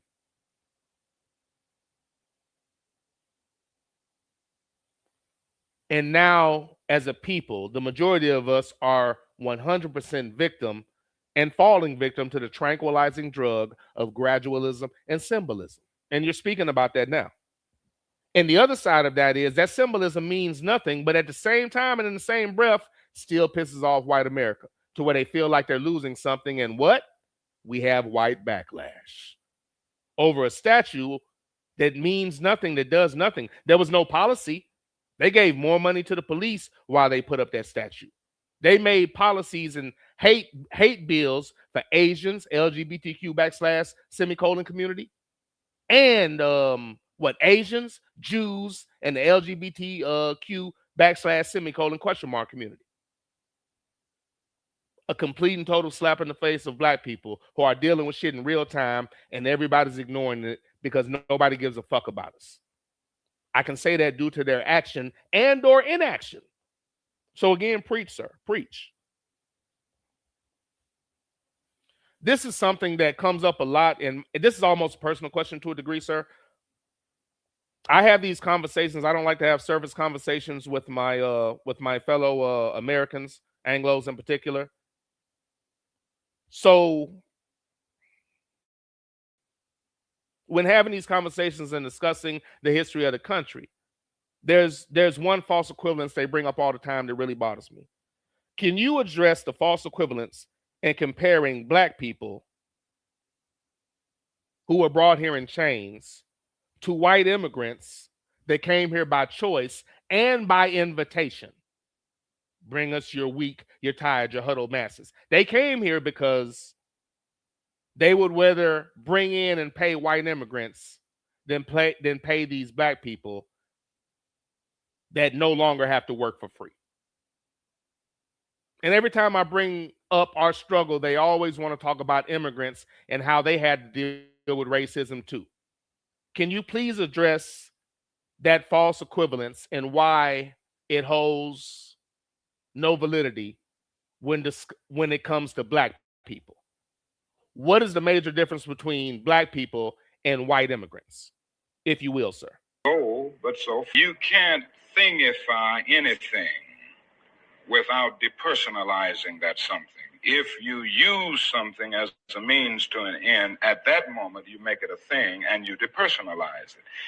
The fact is that the Negro was a slave in this country for 244 years. That was a willful thing that was done. The Negro was brought here in chains, treated in very inhuman fashion, and this led to the thingification of the Negro. So he was not looked upon as a person. He was not looked upon as a human being with the same status and worth as other human beings. And the other thing is that human beings cannot continue to do wrong without eventually rationalizing that wrong. So slavery was justified morally, biologically, theoretically, scientifically, everything else. And it seems to me that white America must see that no other ethnic group has been a slave on American soil. That is one thing that other immigrant groups haven't had to face. The other thing is that the color became a stigma. American society made the Negro's color a stigma. And that can never be overlooked. So I think these things are absolutely necessary. The other thing is that America freed the slaves in 1863 through the Emancipation Proclamation of Abraham Lincoln, but gave the slaves no land. Lately, it's as though everything. Land on nothing in reality, and as a matter of fact, to get started on. At the same time, America was giving away millions of acres of land in the West and the Midwest, which meant that there was a willingness to give the white peasants from Europe an economic base. And yet it refused to give its black peasants from Africa, who came here involuntarily in chains and had worked free for 244 years, any kind of economic base. And so emancipation for the Negro was really freedom to hunger. It was freedom to the winds and rains of heaven. It was freedom without food to eat or land to cultivate, and therefore it was freedom and famine at the same time. And when white Americans tell the Negro to lift himself by his own bootstraps, they don't look over the legacy of slavery and segregation. I believe we ought to do all we can and seek to lift ourselves by our own bootstraps. But it's a cruel jest to say to a bootless man that he ought to lift himself by his own bootstraps. And many Negroes, by the thousands and millions, have been left bootless as a result of all of these years of oppression and as a result of a society that deliberately made his color a stigma and something worthless and degrading. Dr. King, I know this is crazy to say, but you're preaching. This is definitely different than the depiction they give us of you when they pick and choose and bastardize your speeches to push their agenda and label you as somebody that wanted equality for everybody, as if white people had some type of equality problem in America at the time. It's extremely insulting, and what's even more insulting is that people that were with you at the time are not defending who you truly were and truly defending and depicting your legacy as it should be.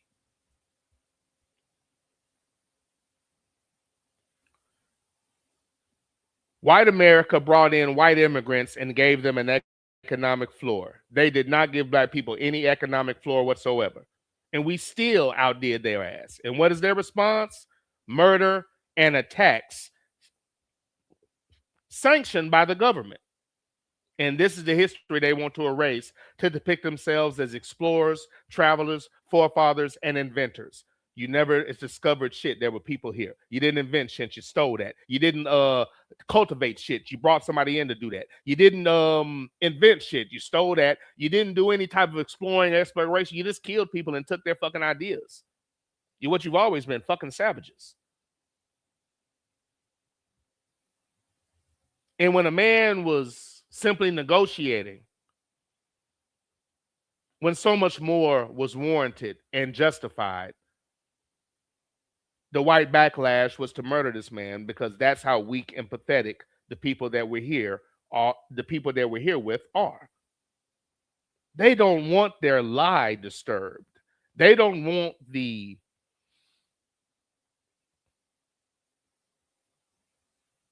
to quote that soundbite I played, the paradise they built for themselves on our ancestors' blood to be disturbed. They look at having to hear things that make them uncomfortable as an attack, and at the same time and in the same breath and in concert with that, have zero empathy for what Black people deal with on a regular basis, which dwarfs any of the things that they may complain about. What I'm basically saying is we're here with a lot of mental midgets that if they had to deal with what we had to deal with on a regular basis, they'd be jumping out of windows left and right because they're so weak and pathetic. They want to hide their children from the truth in words, but they want us to deal with actions. Not only that, they're not offended by the actions that we have to deal with. They're offended that we speak about it.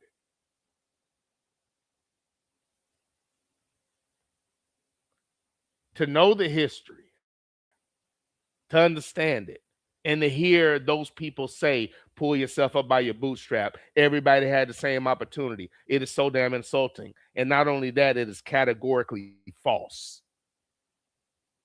I thank you for clarifying. And, to hear you speak, it's a lot different than the things that they pull out of their ass on your celebration of your birthday. I apologize for my language.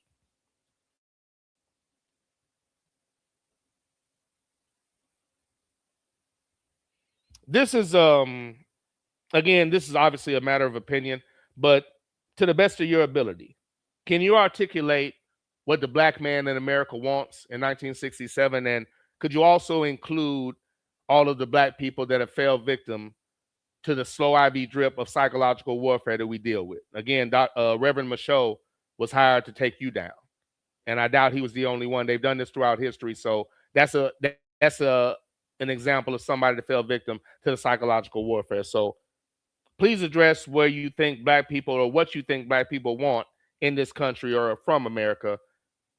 And if you don't mind, address those people that are falling victim to what I would call psychological warfare. Something worthless and degrading.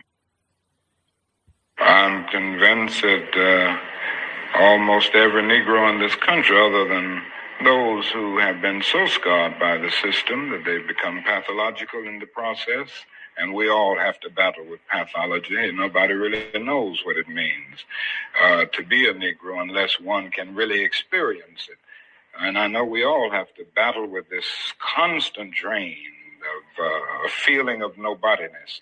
But in spite of this, I think the vast majority of Negroes in this country know that they want to be people. They want to be men. They want equality, period. It just boils down to that. And we haven't been able to be people. We haven't been men because of all of the conditions that we've lived with and the syndrome of deprivation surrounding conditions, whether it's in housing, in the economic area, or in schools, or in the vicious credit practices that we face in the ghetto, and all of the problems of closed doors and constant defeats. But in spite of all this, I think we all know, basically, that we want to be men. We want to be persons judged not on the basis of the color of our skin, but on the basis of the content of our character. Well, I think we have...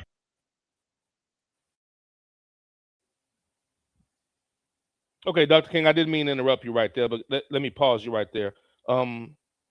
Before you continue, I'd agree with that. I mean, and again, I think that having to ask or fight for those basic ass rights is extremely infuriating. And I think that over the course of these years, you've been infuriated and frustrated by the lack of progress or the pace of the progress. And I think that's evident in your rhetoric. So I appreciate you being candid and showing people what evolution is and knowing and understanding that you're not the same person you were as a teenager or in your 20s or in your 30s, but even 3 or 4 years ago, especially in the times that you're in, one is going to have some type of change of opinion because empirical evidence is going to implore you to change your opinion because of the evidence that's in front of you.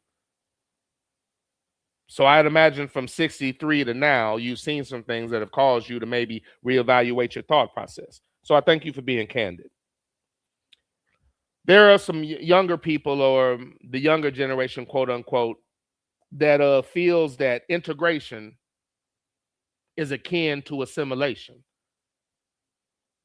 So with that in mind, do you think that integration also means that we need or must assimilate?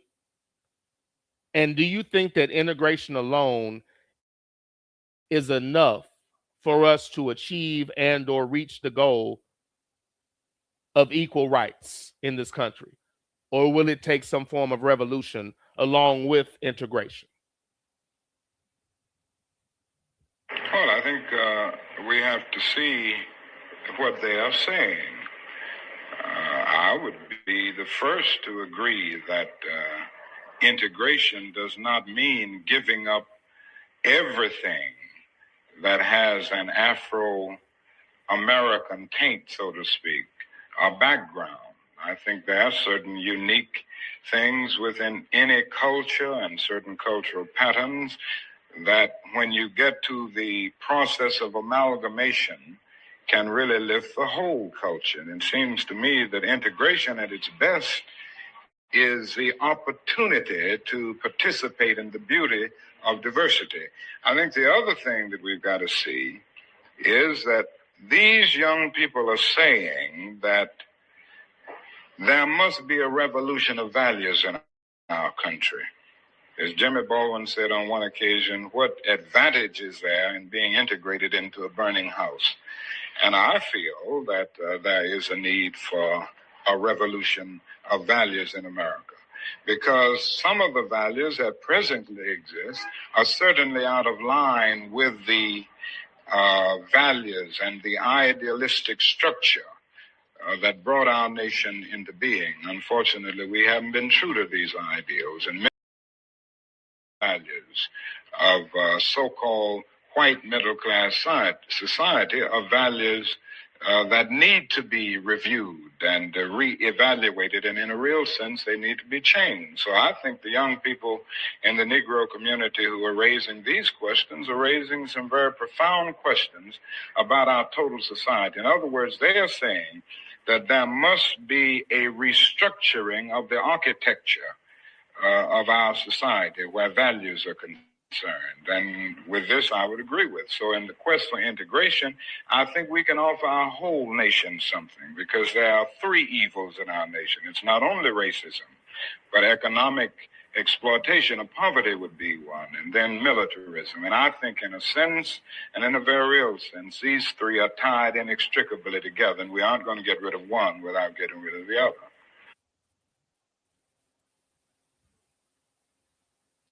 Hey, Dr. King, I agree. And it seems to me that you're saying integration isn't enough. There has to be some type of revolution of some sort, some changing of the thought process, something more than, the symbolism of having the privilege of getting a miseducation from a group of people that have shown through their actions that they don't like you that much, or they like you if you remain within the confines of the structure that if they feel you should be in. If you stay within this box that I feel you should be in, I'll tolerate you in this moment. And that's essentially what it is to be black in this country to a degree. And again, it's 2026 now. This took place in 1967. This is the Underground Railroad Show, hosted by your boy, That Ninja, having a Q&A with Dr. King in his latter years that he was allowed to see, and his thought process that we don't hear about and that we don't see and that isn't promoted on his national holiday. Along those lines, Dr. King, it's been 4 years since your I Have a Dream speech. Has anything occurred in these past 4 years that has caused you to reevaluate your thought process, or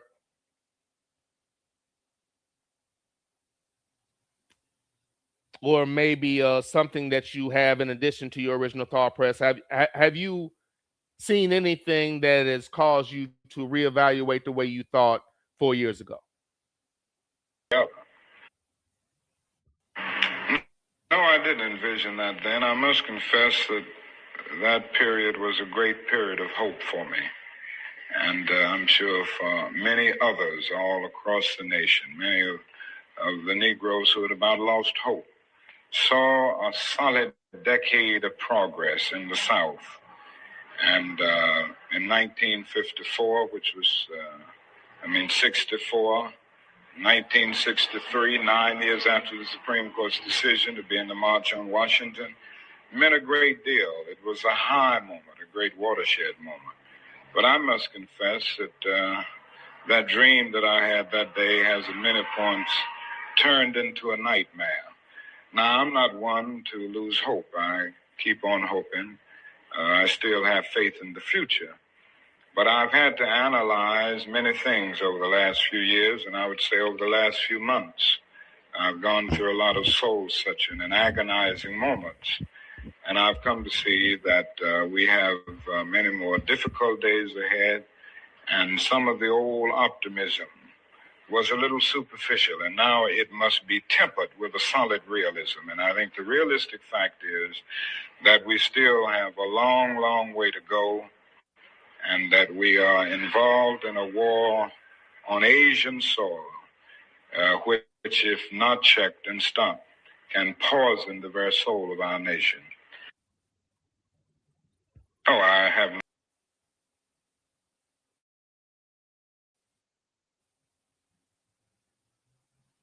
encountered great difficulties, great problems of resistance, if the war had not been in existence. So that I'm not going to say that all of our problems will be solved if the war in Vietnam is ended. This is the Underground Railroad Show hosted by your boy, that the war Ninja. makes it infinite. All right, just making sure. All right, there we go. Now we're good. Didn't need a problem on the last question there. All right, so there's a lot to break down right there. Well, Dr. King, what I'd like to do first and foremost is commend you, because I think that's one of our main problems now. People aren't willing to have a conversation to learn or try to get better. What you just did was admit that maybe you were slightly misguided in your original thoughts in 63. And I think it takes a man to do that, and that's the true measure of a man, and that's how one can evolve and get better. So you being able to admit that allows people to understand that you're not admitting some type of defeat by saying that I've evolved over the years, or I've seen things that will not allow me to have the same opinion that I had a few years ago. So I commend you on doing that, because something like that would allow people to understand that it's okay to learn through action or learn through what you've seen. And if what you've seen doesn't match up with what you believe formally, then you evolve and or you use that evidence to show you, okay, I can't believe what I once did because everything in front of me tells me that that's not the truth. So I commend you on that, because that's few and far between nowadays. I don't think that most people are willing or even capable of saying 3 words: I don't know, or I was wrong. Most people aren't willing to do that. I'm not sure why. Maybe it's some form of defeat. Maybe they're not really trying to have a conversation or learn anything, but it's somewhat of a plague today, and I think it prevents us from having true dialogue and progressing. It's a cancer to progression to not be able to learn or admit you were wrong. It's something that's prevalent in today's society. It's through sports broadcasting, nonetheless, the so-called mainstream media that's supposed to allegedly cover real stories. I don't see that from any of these outlets.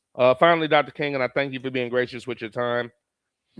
One of the things that they used to help to try and discredit you was America has misquoted and attacked you because of your thoughts on the Vietnam War.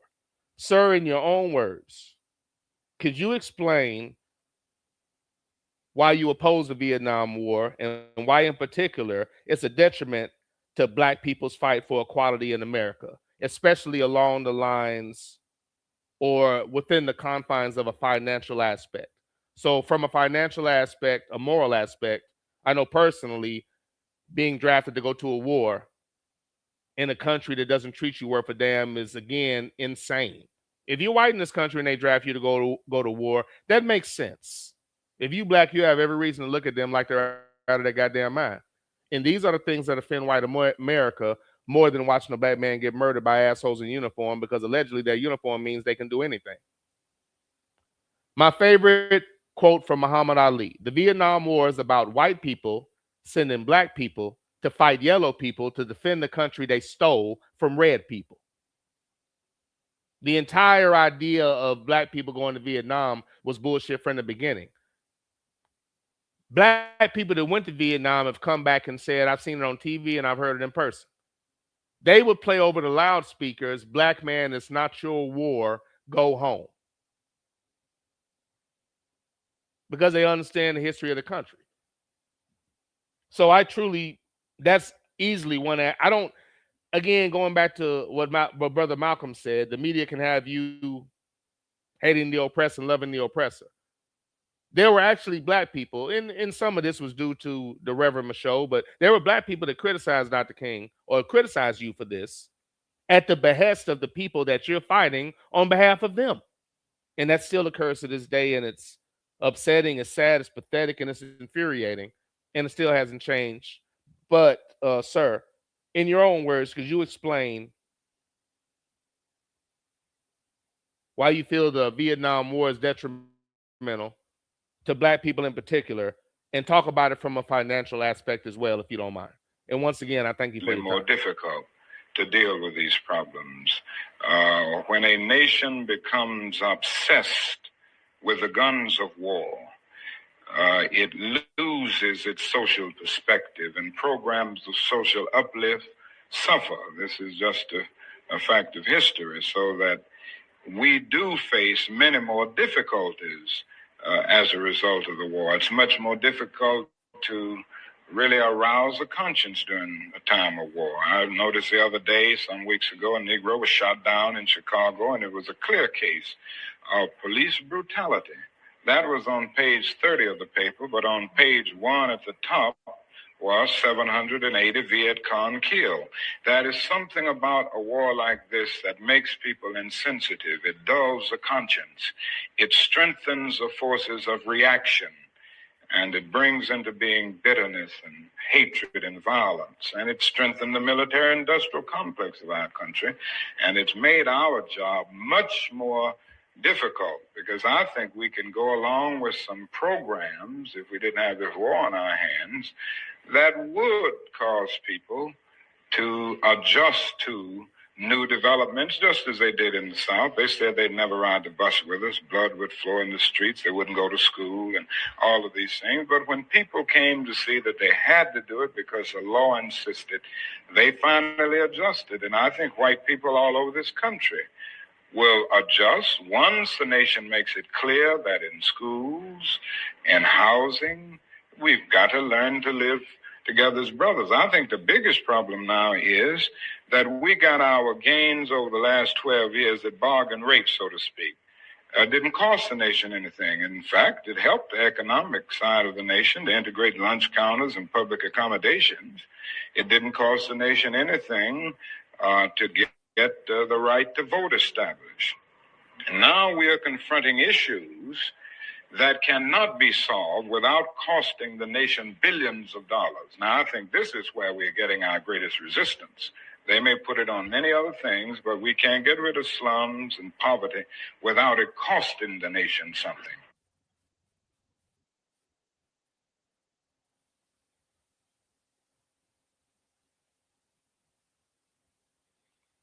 Dr. King, I thank you for your time. I thank you for your knowledge, your wisdom. I thank you for your willingness to evolve and be willing to speak about that publicly. I thank you for your bravery and dealing in a nation of savages that you don't mind speaking out on it in an articulate way that really can't be argued, but yet and still they find a way to hate you, which is truly how they felt about you during this time.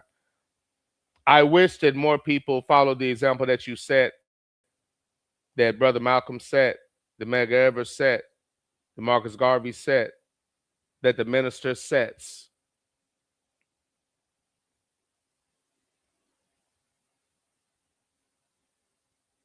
That Khalid Abdul Muhammad set.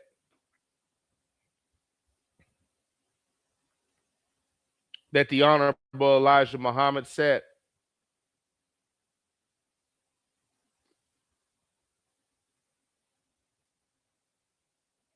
If we truly had, as a people, if we truly coveted your lessons and the lessons of our true heroes and looked at it as the scripture that it truly is, we'd be so much better off.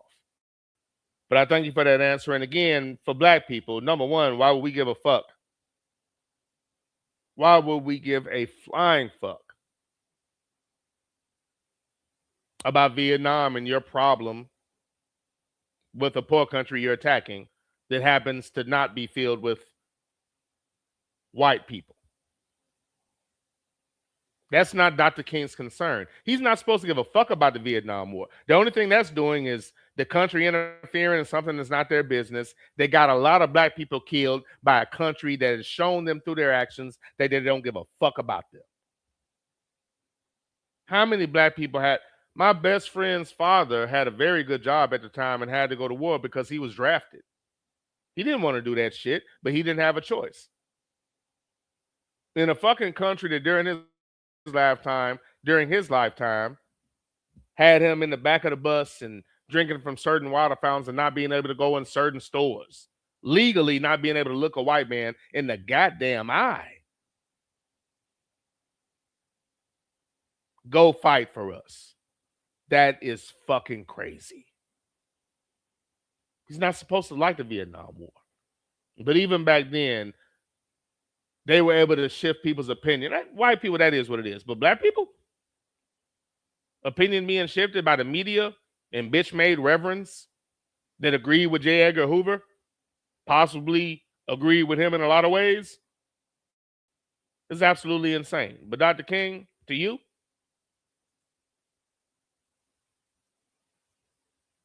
Hey, man, preacher!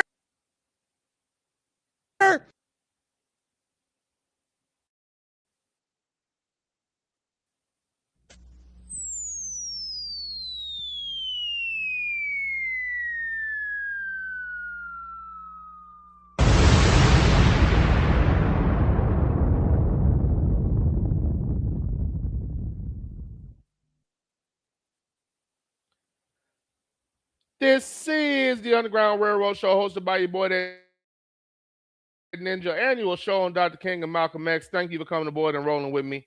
Just had a little Q&A with Dr. King, and I think that, again, I'll reiterate, I think the best thing you can do for any of our heroes is to heed the warnings that they gave us, act accordingly, and not allow those who they oppose to determine your thought process on how you should move in this country, how you should feel about this country, how you should feel about your true heroes, because everybody that's ever done anything for us in this country has been labeled by this country as a terrorist, a detriment, criminal, thug, whatever moniker or label they want to throw on them.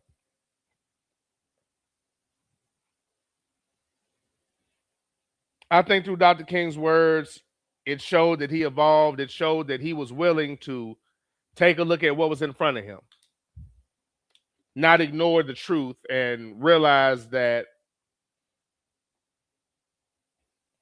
my previous approach, although well-intended, was not as effective as I would have liked it to be.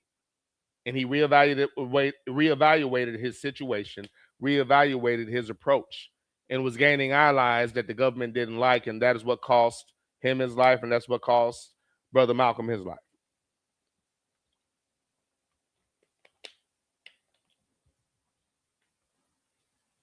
And just as a side note, I think it says something that the government got to Brother Malcolm, but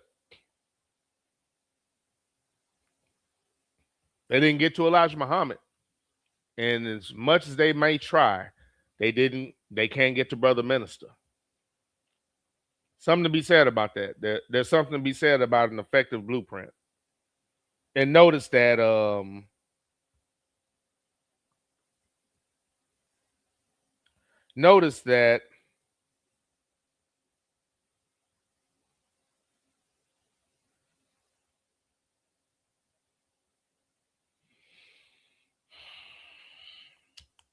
how can I put this?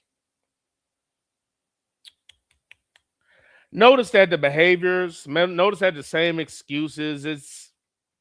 I get frustrated because everything they're doing now is no different than the same bullshit they said back then. And because of lack of knowledge or this dire, on some level, a lot of us worship worship, a lot of us subconsciously worship this culture because nothing's legitimate unless they approve it, unless it's on their news station, unless it's part of their narrative. Anything that you know deep down inside might offend them, whether it be true or not, you tend to avoid. Again, I think that those January 6th posts are a prime example. Something that is a fact that they did that's pure ignorance, that is undeniable, that you cannot argue in any way, shape, form, or fashion was a good thing, and most black people won't address it or don't care. But those same black people have about 87 P. Diddy posts. It's so goddamn stupid. I'm not saying you can't have posts about that, but if you think that's offensive, where are the posts about the worst people that have ever lived, their descendants erasing our history? Where are the posts about January 6th and every last worthless, low-life motherfucker that went there that should have been shot in the face and set on fire? Where's that? You should be able to say that with impunity. And if you have to do it in a business sense, I had family that were in the armed forces. My father was a Marine. Any black person that goes to the military and serves is so much more of a so-called patriot than any white American. Because the instant you have a problem with the country, you act like a bitch. And that's through evidence, through history. January 6th, if you didn't go, you blindly supported it. You'll never be as a true patriot or somebody that actually acted in a way that, was what this country is supposed to be about. Black people that go to the military have way more in them than the average white person. Number one, if you're white, you should go. For a black person to go for a country that doesn't give a fuck about them is crazy. And no black person went up there on that bullshit you were on. More of a right to do some shit like that than us. Holding to watch a bunch of weak-ass Anglos throw a tantrum because they didn't get their way in a system they created from a country they fucking stole.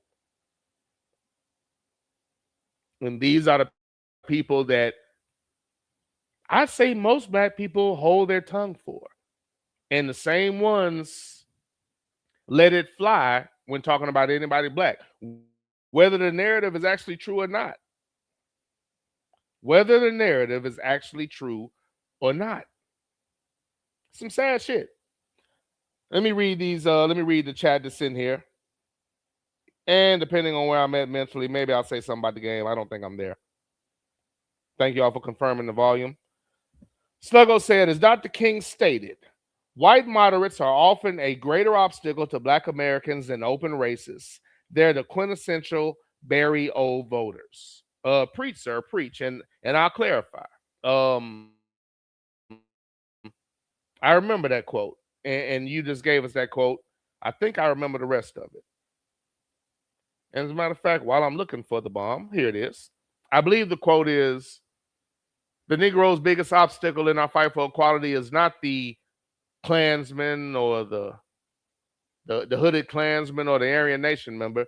It's the white moderate who says, I agree with you. I believe in you. I'm with you. I just can't agree in the method of which you go about getting it.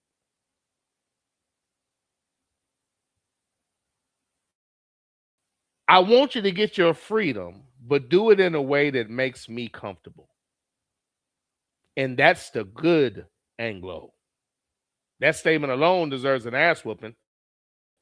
To quote John Henry Clark, somebody brought to my attention by Sluggo, to quote, to don't owe anybody anything but an ass whooping. I repeat, black people don't owe anybody anything but an ass whooping. Sluggo said Dr. King dropping a Baldwin quote. Yes, he did. Called him Jimmy Baldwin. Sluggo said society was failed in 1966 and it's still a failed society in 2026. Again, preach. Amen, preacher!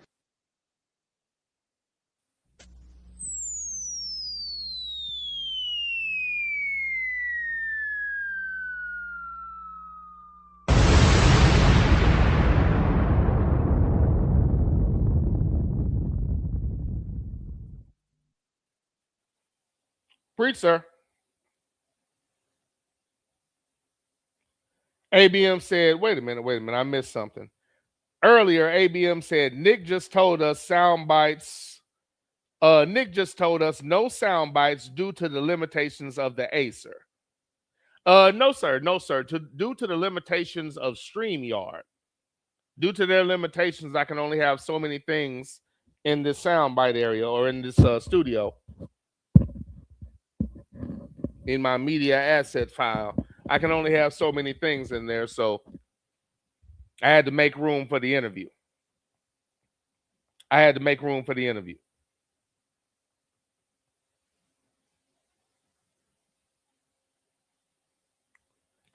said,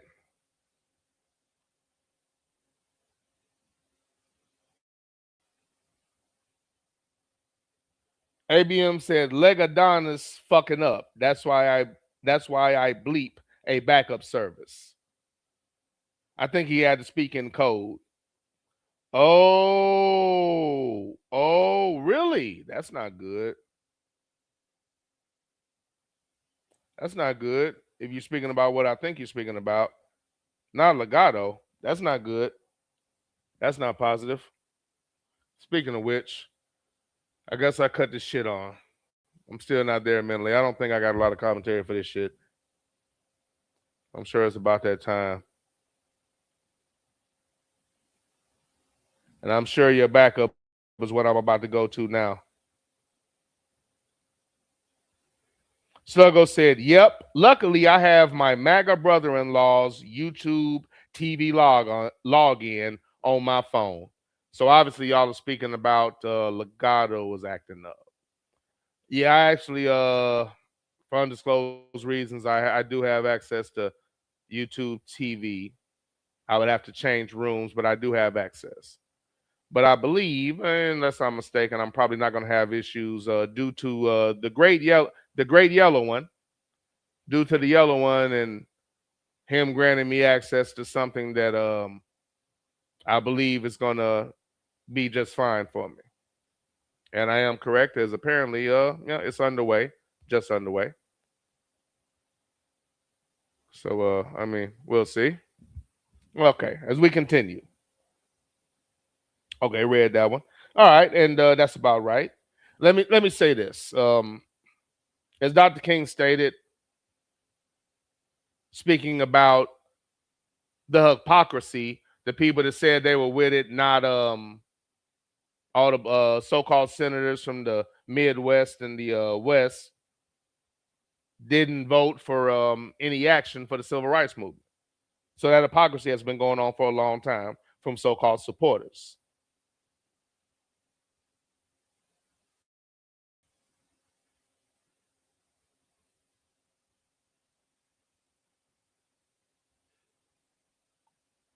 I believe Brother Malcolm wholeheartedly agreed with Dr. King when asked, did he think that America or the political process could do anything for the progression of black people in this country? We don't believe that black people will ever get any problem with laws being passed or new persons being put in office, white liberals being put in office. There is nothing that the white man will ever do to bring about true, sincere citizenship or civil rights recognition for black people in this country. Nothing will they ever do. They will always talk it, but they won't practice it. And again, that's why I believe these were two soldiers in the same fight. That's essentially what Dr. King said. And I believe Brother Malcolm also said that no regulations, no laws, nothing through this political process is going to change our condition. And he made a great point as to why. Brother Malcolm, could you elaborate? If the white people really passed meaningful laws, it would not be necessary to pass any more laws. There are already enough laws on the law books to protect an American citizen. You only need additional laws when you're dealing with someone who is not regarded as an American citizen. But whites are so hypocritical. They don't want to admit that this black man is not a citizen. So they classify him as a a second-class citizen to get around making him a real citizen. If he was a real citizen, you'd need no more laws. You'd need no civil rights legislation. Civil rights, when you have civil rights, you have citizenship. It's automatic. White people don't need laws to protect their citizenship because they're citizens. But they don't want to tell us we're not citizens. And at the same time, they don't want to pass laws that are meaningful enough to protect us as if we were citizens. And the Supreme Court. So again, same opinions, maybe putting across in a slightly different way.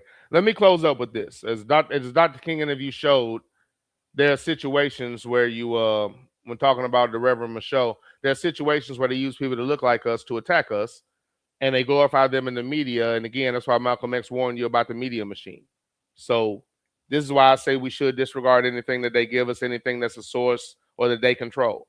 I remember growing up hearing all the time that when a black person does something, somebody would scream out, that's why they act the way they do or treat us like that.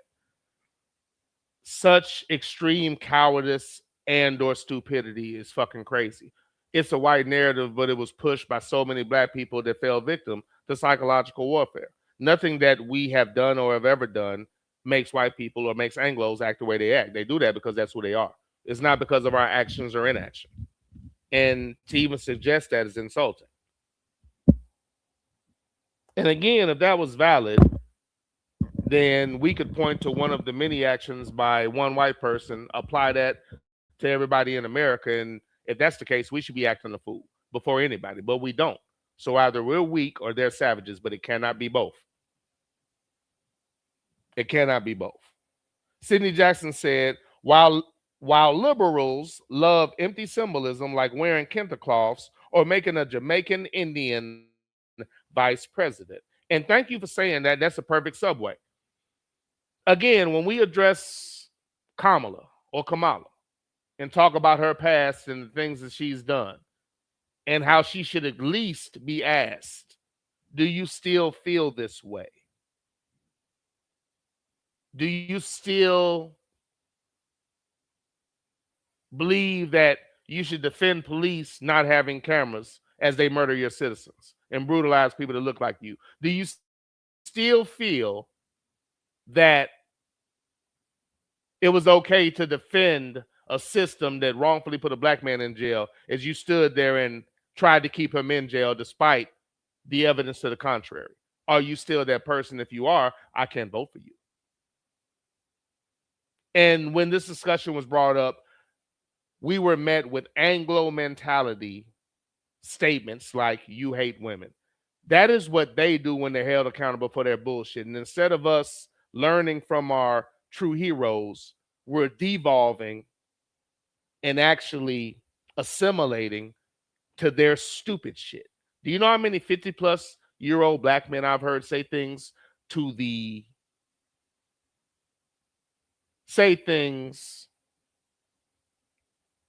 similar to basically acting like being held accountable for what they said or did is an attack. You know, the same thing that they do.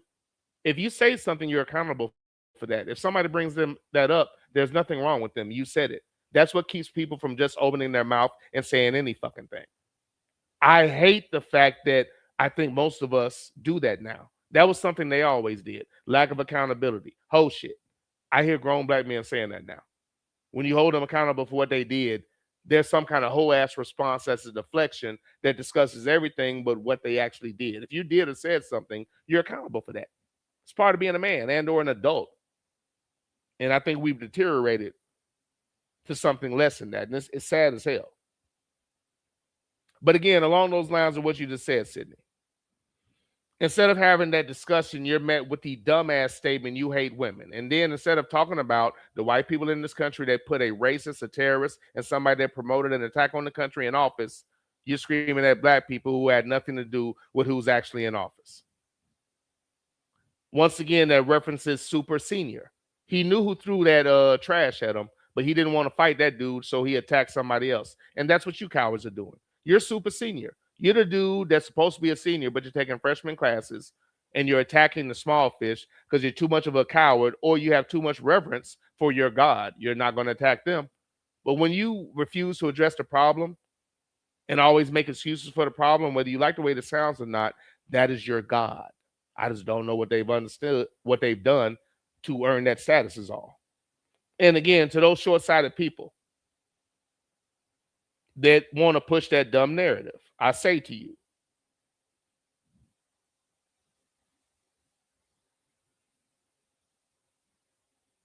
I just stated the issue I had with Kamala. If you don't understand that and you just want to throw it away, you're different than me. I can compartmentalize. I can vote for somebody and still say, I don't give a shit about this bitch because her history has shown me she's one of them. She's a Reverend Michaud. She's the FBI agents that were hired to take down Marcus Garvey. That's what she comes off to me. Didn't I hear her say there's no racism in this country? Didn't she laugh when asked if she was going to do something for black people? But you'll speak up for everything and everybody else. I love to support black women. I support Carol Anderson. Don't see it. And so I set out to blow graphite onto that fingerprint, to be able to trace white rage throughout time, not all the way back to time immemorial with the dinosaurs, but at least up to the Civil War all the way through to 2016. And one of the things that became clear to me as I started thinking through how white rage works, it became clear to me that the presence of black people was not the trigger for white rage. There's that stun. Almost, what you talking about, Willis? Look. It is the presence of black people with ambition. The presence of black people with drive. The presence of black people with aspirations. The presence of black people who achieve. It's the presence of black people who refuse to accept their subjugation. The presence of black people who demand their rights. That's the trigger for white rage. And this society has therefore punished black resilience and black resolve. I'll support that. But they won't let Carol Anderson run for office. Not if she's going to stand on business like that. I'll support the young lady and the professor that Sluggo told me where she was from, but I can't remember. But she spoke about Abu Bakari II and the false history of America and why they push this false history when there's so much evidence to the contrary. I can support this young lady as well because she supports us. What do you do with all of this written literature and history that says that Abu Bakari II of Mali sent 200 ships to the west? One came back and said they were afraid that the others disappeared. And then to have Balboa find this village that looks just like Mali, where he was, what do you do with this information? You ignore it.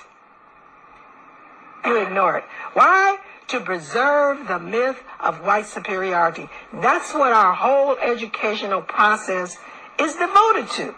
What do you do with this whole history? This is a written history, my dear. Written. I'm not talking about hearsay. I'm not talking about a griot said this. I'm not talking about something handed down from one generation to the other through voice. I'm talking about written history of the Egyptians. What do you do with this? You ignore it. I can support that.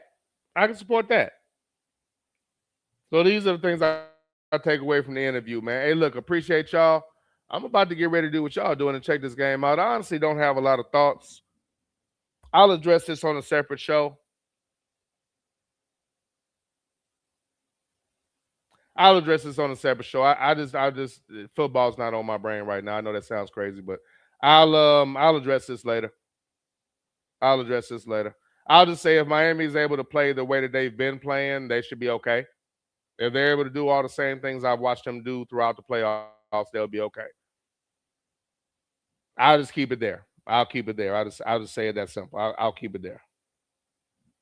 Appreciate that, JBJ. I'm gonna close this out with a great some great content that was given to me from ABM.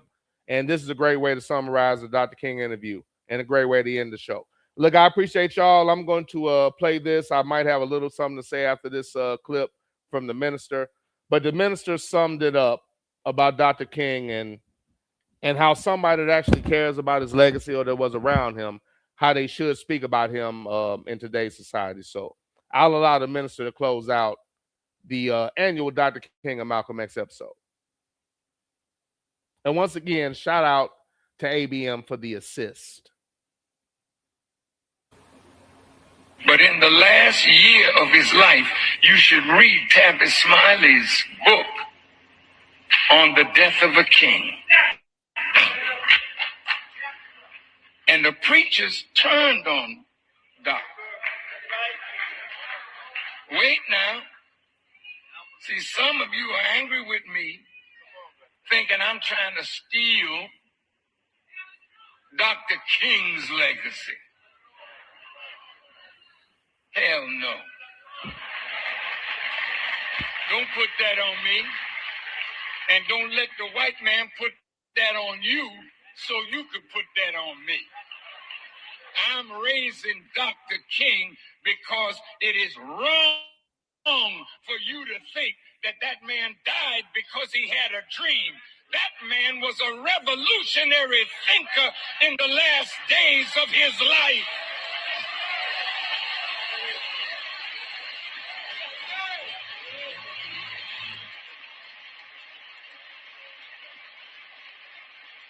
Some of his inner circle turned on him. They didn't agree with him talking against the war in Vietnam.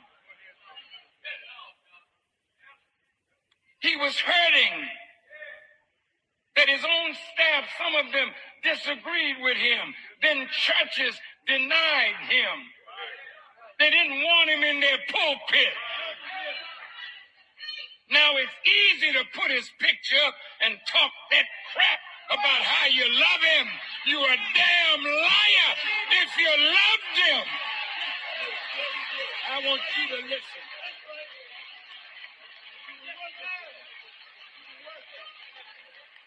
If you loved him, why did you let the writers of history write him down as a dreamer and pacify you with all these streets and boulevards named after him? But if you read his life, in the last 2 years of his life, he met with my teacher.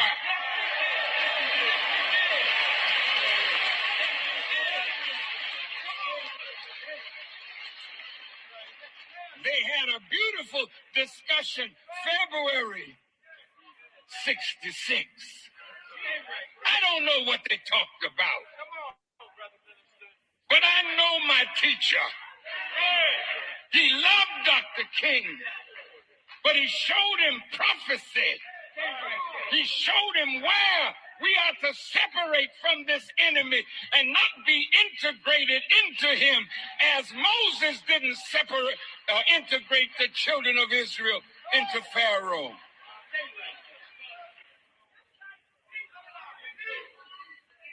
So in that last night, when he said, I want to get the language straight tonight, he stopped talking Negro and began talking black. Yes, he did. He even agreed that separation might be better for us for a while. Like a people sick or diseased, you take them out of the public and you heal them. And then you send them back to the world.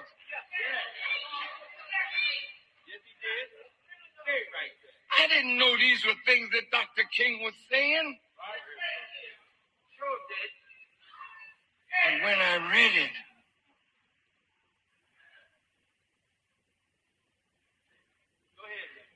I said, this man, you must know the reality of Dr. King. He's more than a dreamer. And don't you let them throw the dream speech on you from 63. Let them play for you the speech that he made in New York City when he condemned the hypocrisy of the Johnson government that's fighting a war in Vietnam against poor people there and practicing violence, then want Dr. King to preach nonviolence to us while they're training you to kill people that never did nothing to you overseas.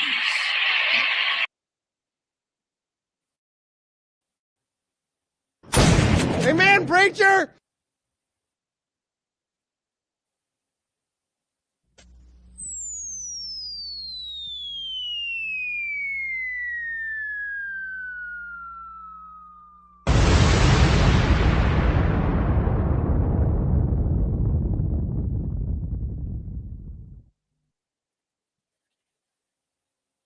Preach, brother minister, says ABM. Thank you for that assist, sir. Okay, allow me on the tail end of that. Allow me to address these outside things before I get out of here. We got Chef McFeezy on the train. What's going on, sir? The last two shows, I'll post those. I forgot to do so. I don't think it was the last three. But this show and the show previous to this one, I'll make sure I post that one so you can see it or hear it, rather. I'm on the tail end of this one, but let me say this. Where am I at? Okay, addressing this, just for clarity. And thanks, JBJ. ABM said Nick is down that Ohio State is not playing and Indiana on in denial on how good Indiana is. Now, I think they're just okay. I mean, they made it to the championship, but I still don't think they're world beaters. I think everybody that played them made enough mistakes for them to win. We had a sorry quarterback that threw a pick six. The other team that I thought should have beat them, I'm trying to remember, who did they play? They just kept turning the ball over and shit. What happened again? I'm trying to remember who it was. Who did they play? Oregon. Yeah, Oregon just came out there and just kept turning the ball over. My man dropped back one time to throw, and the damn running back was in the way of his arm. He threw the ball in his hand. His elbow hit the running back's helmet. Fumble. I mean, it was interesting. It was interesting. But, I mean, it is what it is, dude. But it's the Ohio State thing, it just doesn't fly. If y'all been paying attention at all, I'm not high on Ohio State. Even when we won, you notice I wasn't too high on it because I didn't like the way that it went. And I know these dumb motherfuckers now think they can get away with this mediocre Anglo quarterback shit. And we try to do that shit again this year because we thought we could magically turn it on at the end after playing mediocre ball. Magically turn it on. Give me one quick second. My apologies.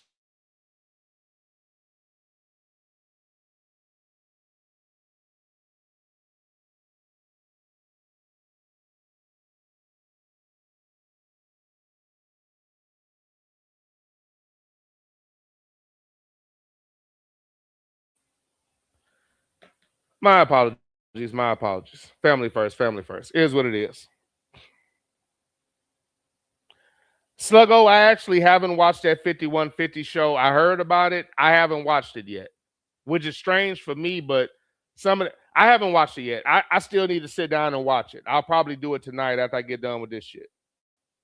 So I have not watched it yet. Let me address this. Let me say this. But yeah, I'm not the Ohio State thing, man. I really didn't. I'm more upset about all the teams I would have liked to have seen in the finals being gone. I wanted Ole Miss and Oregon. I got Indiana, Miami.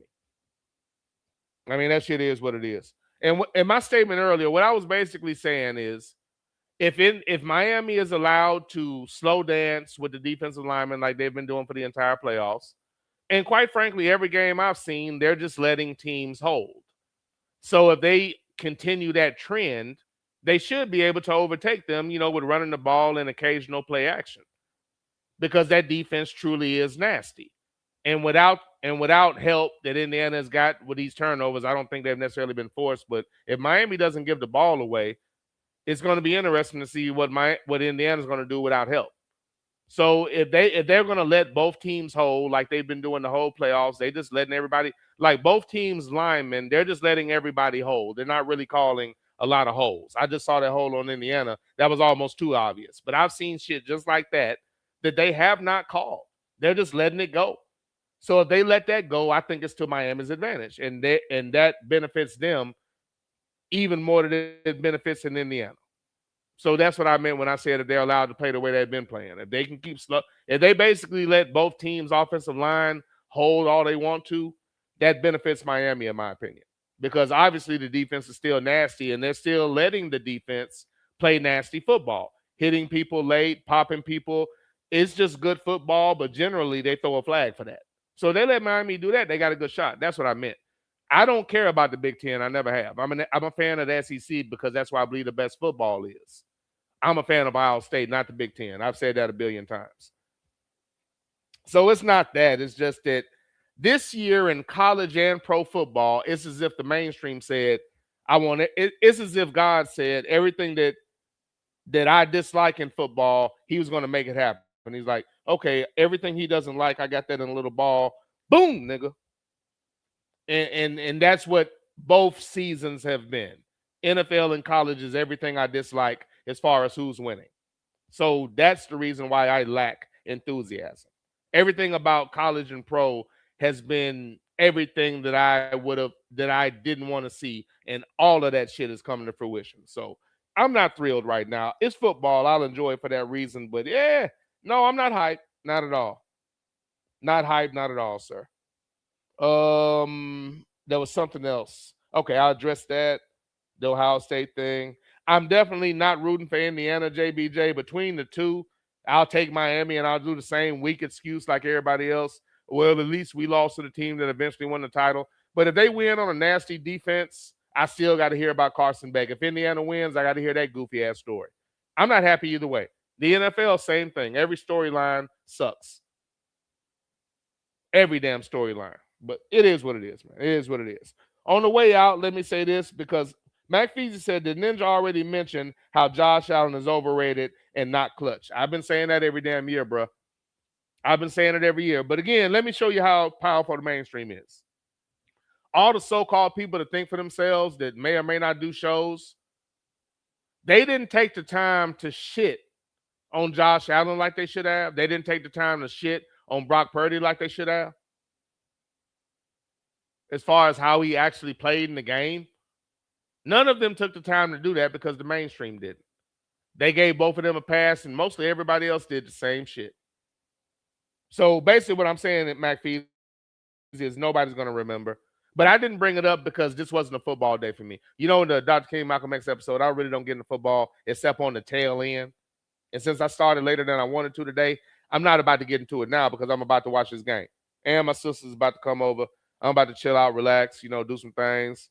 I might pull some cod out and fry that up, depending on how long she hangs. So, but let me say this before I get out of here. Mac Feasy, since you are in here, Sydney said, I haven't watched an NFL game since that pathetic offensive performance by my Eagles offense.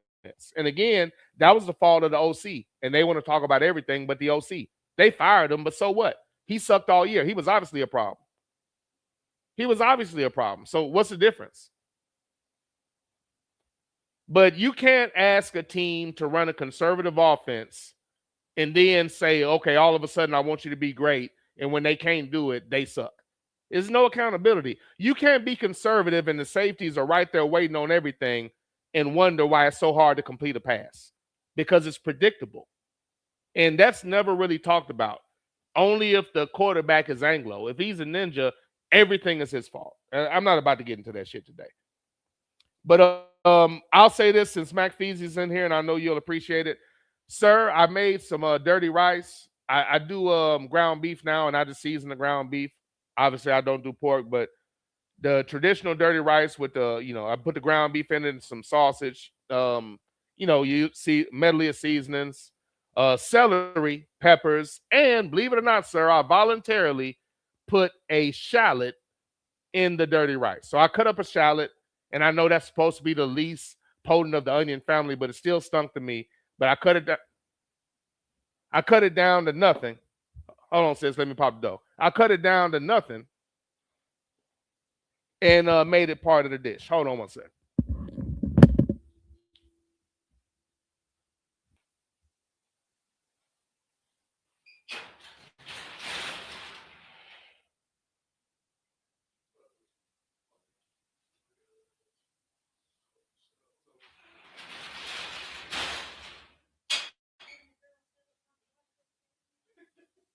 Move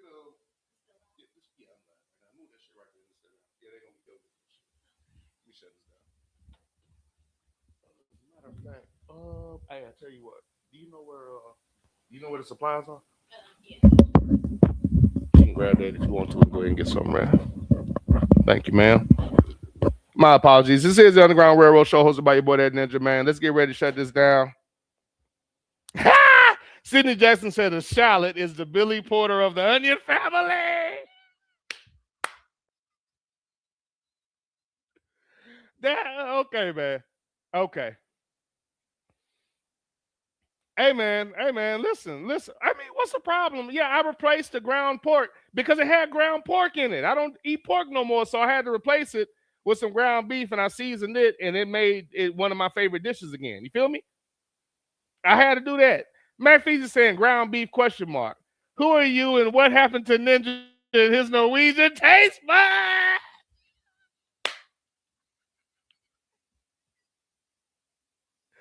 I don't have Norwegian taste buds, sir.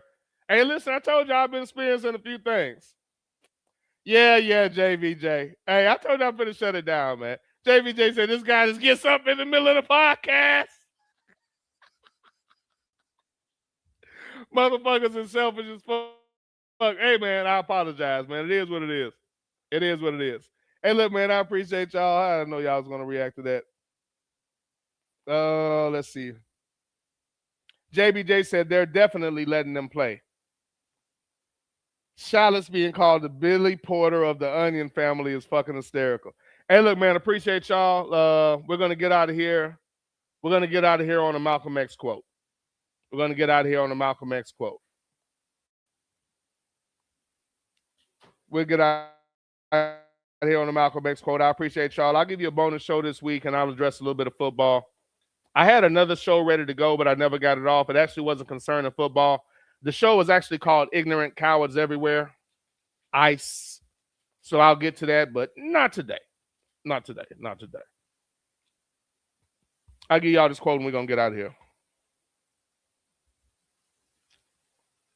Game should be interesting. Not a lot of scoring right now. Probably going to be ugly. That defense is nasty. And if they can stop the offenses that they've stopped, I don't know how Indiana's going to score unless I don't know how Indiana's going to score with them being able to slow down the people that they slowed down.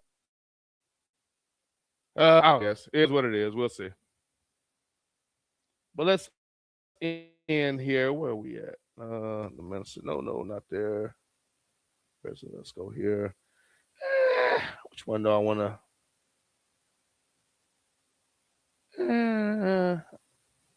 Let's go there. Let's do this one. This goes with what we've been talking about.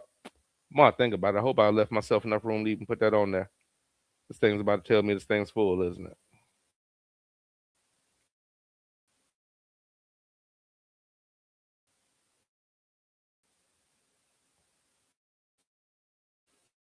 Can I remove still? Oh, now we're good. All right, man. Appreciate y'all. We're gonna end on one of my favorite quotes from Brother Malcolm. And it addresses integration and the detriment that it was and still is. Hey, look, man, I appreciate y'all. I'll see y'all next time. As always, take care and be easy. It's just like when you got some coffee that's too black, which means it's too strong. What you do, you integrate it with cream.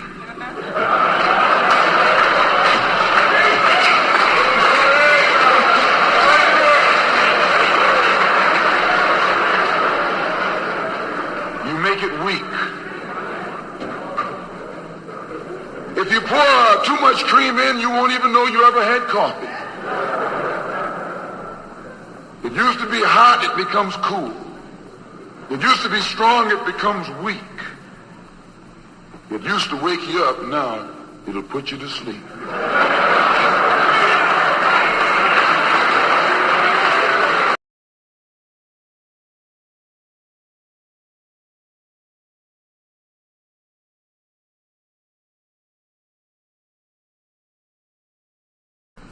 It's just like when you got some coffee that's too black, which means it's too strong.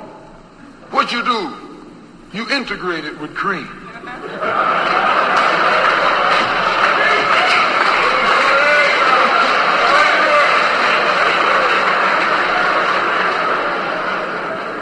You make it weak.